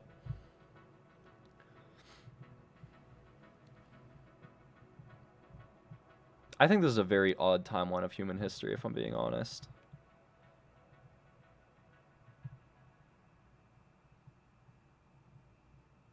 I feel like this is... Like, I wouldn't describe human history at all in these terms. I'd describe it based on the major empires and civilizations. Yeah. Because it goes straight from agricultural revolution to first civilizations emerge to Rome is founded. Yeah, I was going to say, it really does like a huge jump. Like, I feel like you should talk about... Well, agricultural revolution I think is a good place to start. Because that's where human society really began. So I think that's fair. Then first civilizations emerge in Mesopotamia. There we go. I think that's good. And then I'd go on to talk about Egypt and its empire. Then probably the Babylonian Empire. Then the reign of Alexander the Great. Then how Alexander the Great's reign got dispersed into 3 separate empires, one of which became the Roman Empire.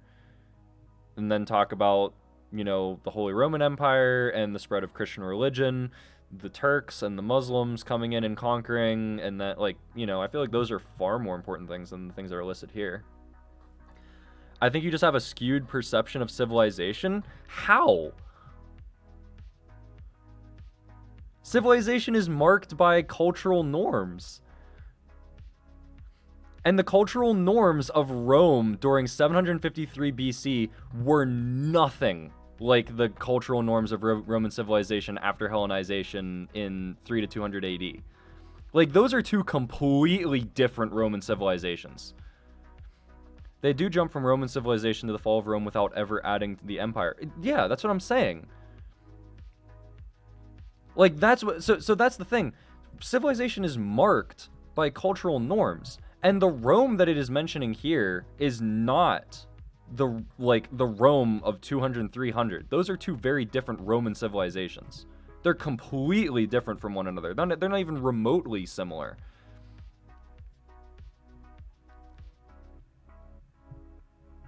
Yes, but this says marking the beginning of Roman civilization. This Roman civilization is not known to 99% of human beings. The Roman civilization, like if it's talking the beginning of the Roman civilization, like the one that everybody knows about, that is not accurate. Like this specific Roman civilization, nobody knows about that. I don't even know what Roman civilization looked like at that period of time. But it's a precursor to the Empire? It's not, though. That's far-fetched. It is not a precursor to the Empire. That's funny. Because they were conquered, and, like, the new ruler came in and forced them to change through, Roman Hellenization. Like, it's not... Like, that would be saying, like, the Indians were the precursor to our civilization. And that's not accurate. The people of Rome were the same people, though? Not really, though. No, but isn't Rome, like, kind of made up of a bunch of different type of people? Yeah. Like, there was Because, people like, being I dispersed mean, even and Paul, moved. Paul was a Roman. Like, he counts as a Roman. Yeah. Based off just living within the empire borders. Yeah. Like, being born there. Like, right? I could be wrong. No, yeah, I agree. Yeah, like, it was, Like, there's a isn't, lot like, of... being Roman, like, based off of just you being born anywhere within the empire? It's based on nationalism, not ethnicity. Because exactly. Yeah. they forced people out and then they brought people in during that time of Alexander the Great. Like, they forced people to move around. But Native American society is still American civilization and American history. Yeah, but they're not the precursor to American history or American civilization.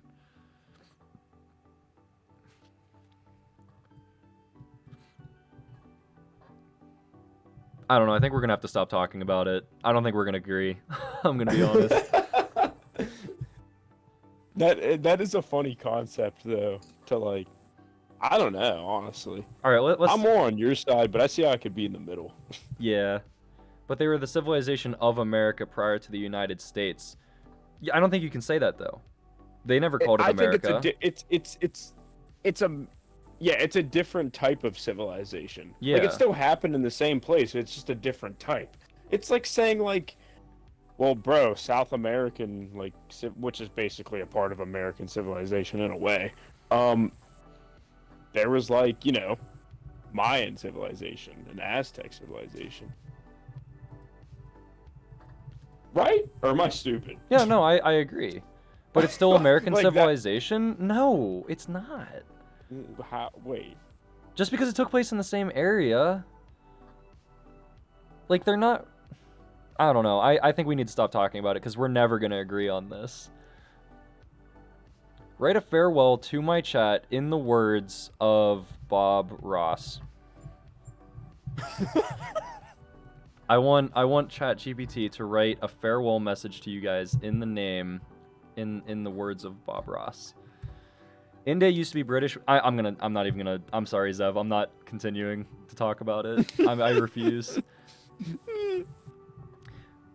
All right, so here's the farewell to you guys in the words of Bob Ross. Well, hello there, friend. As we come to the end of our chat, I want you to know that it's okay to feel a little sad. But remember, every ending is also a new beginning, and we can look back on our time together with happy memories and a sense of fulfillment. We've shared thoughts and ideas, laughs and smiles, and hopefully some positive energy too. It's been a joy to spend this time with you, and I hope that you feel the same. But as we part ways, let's not say goodbye. Let's say until we meet again, and who knows, maybe our paths will cross once more. Until then, keep creating your own happy little world and spreading kindness wherever you go. Happy painting, and God bless, my friend. All right, Zev, I'm gonna be honest, I'm not cool with that comment. I know we've been joking here, but I'm not cool with that at all. I'm gonna be completely honest with you. All right, so let's go find a Christian chat to raid.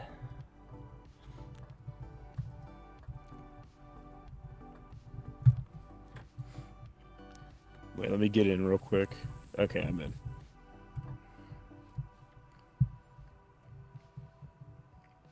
I'm not gonna make any more comments on it, but I'm not cool with that comment, man. I'm gonna be honest.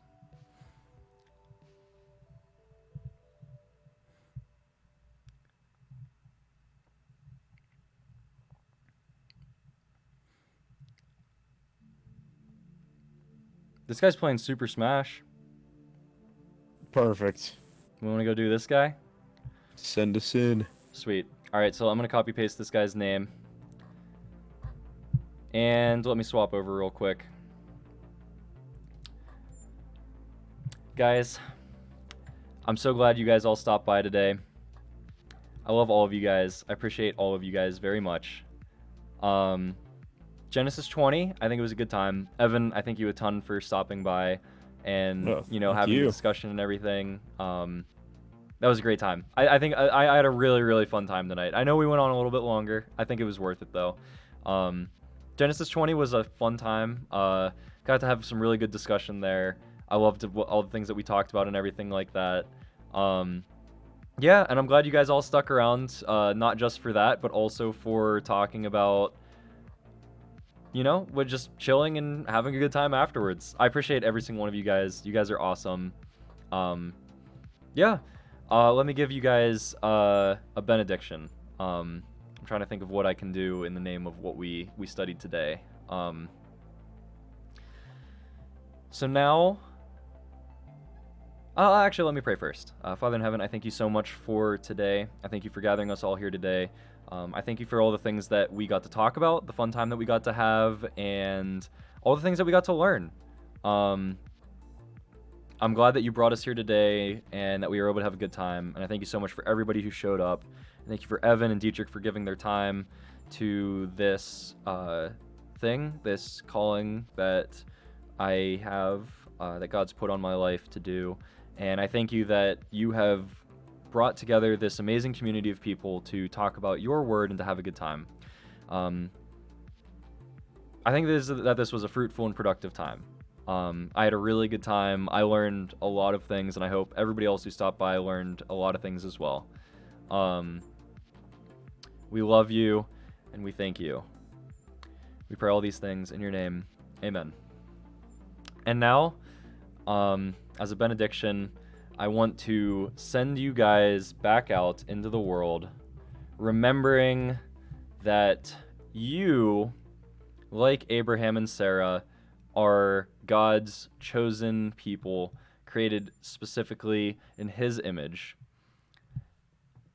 And I pray that you will remember these things as you go into your week ahead, that you would not allow the evils of the world and the evils of those around us to persuade us into lying and falling into sin. I pray that you would remember these things as we go into our week ahead, and that you would remember that God and his truth will persevere, and that you have no reason to fear those around you or what they might do. And now, I'll send all of you forth. I want you to let 3D Boomer know that God loves them very much. And if you have time, I hope and pray that you stay and chat with them for a little bit and show them the same good time that you have shown me tonight. I love all of you guys very much, and I appreciate you for coming out. And I will see you guys next time. If there's another one before Tuesday, I'll let you guys know. If not, I'll see you Tuesday. We'll play some Clash Royale, and we'll do another Bible study on Wednesday as well. I hope to see you guys all there.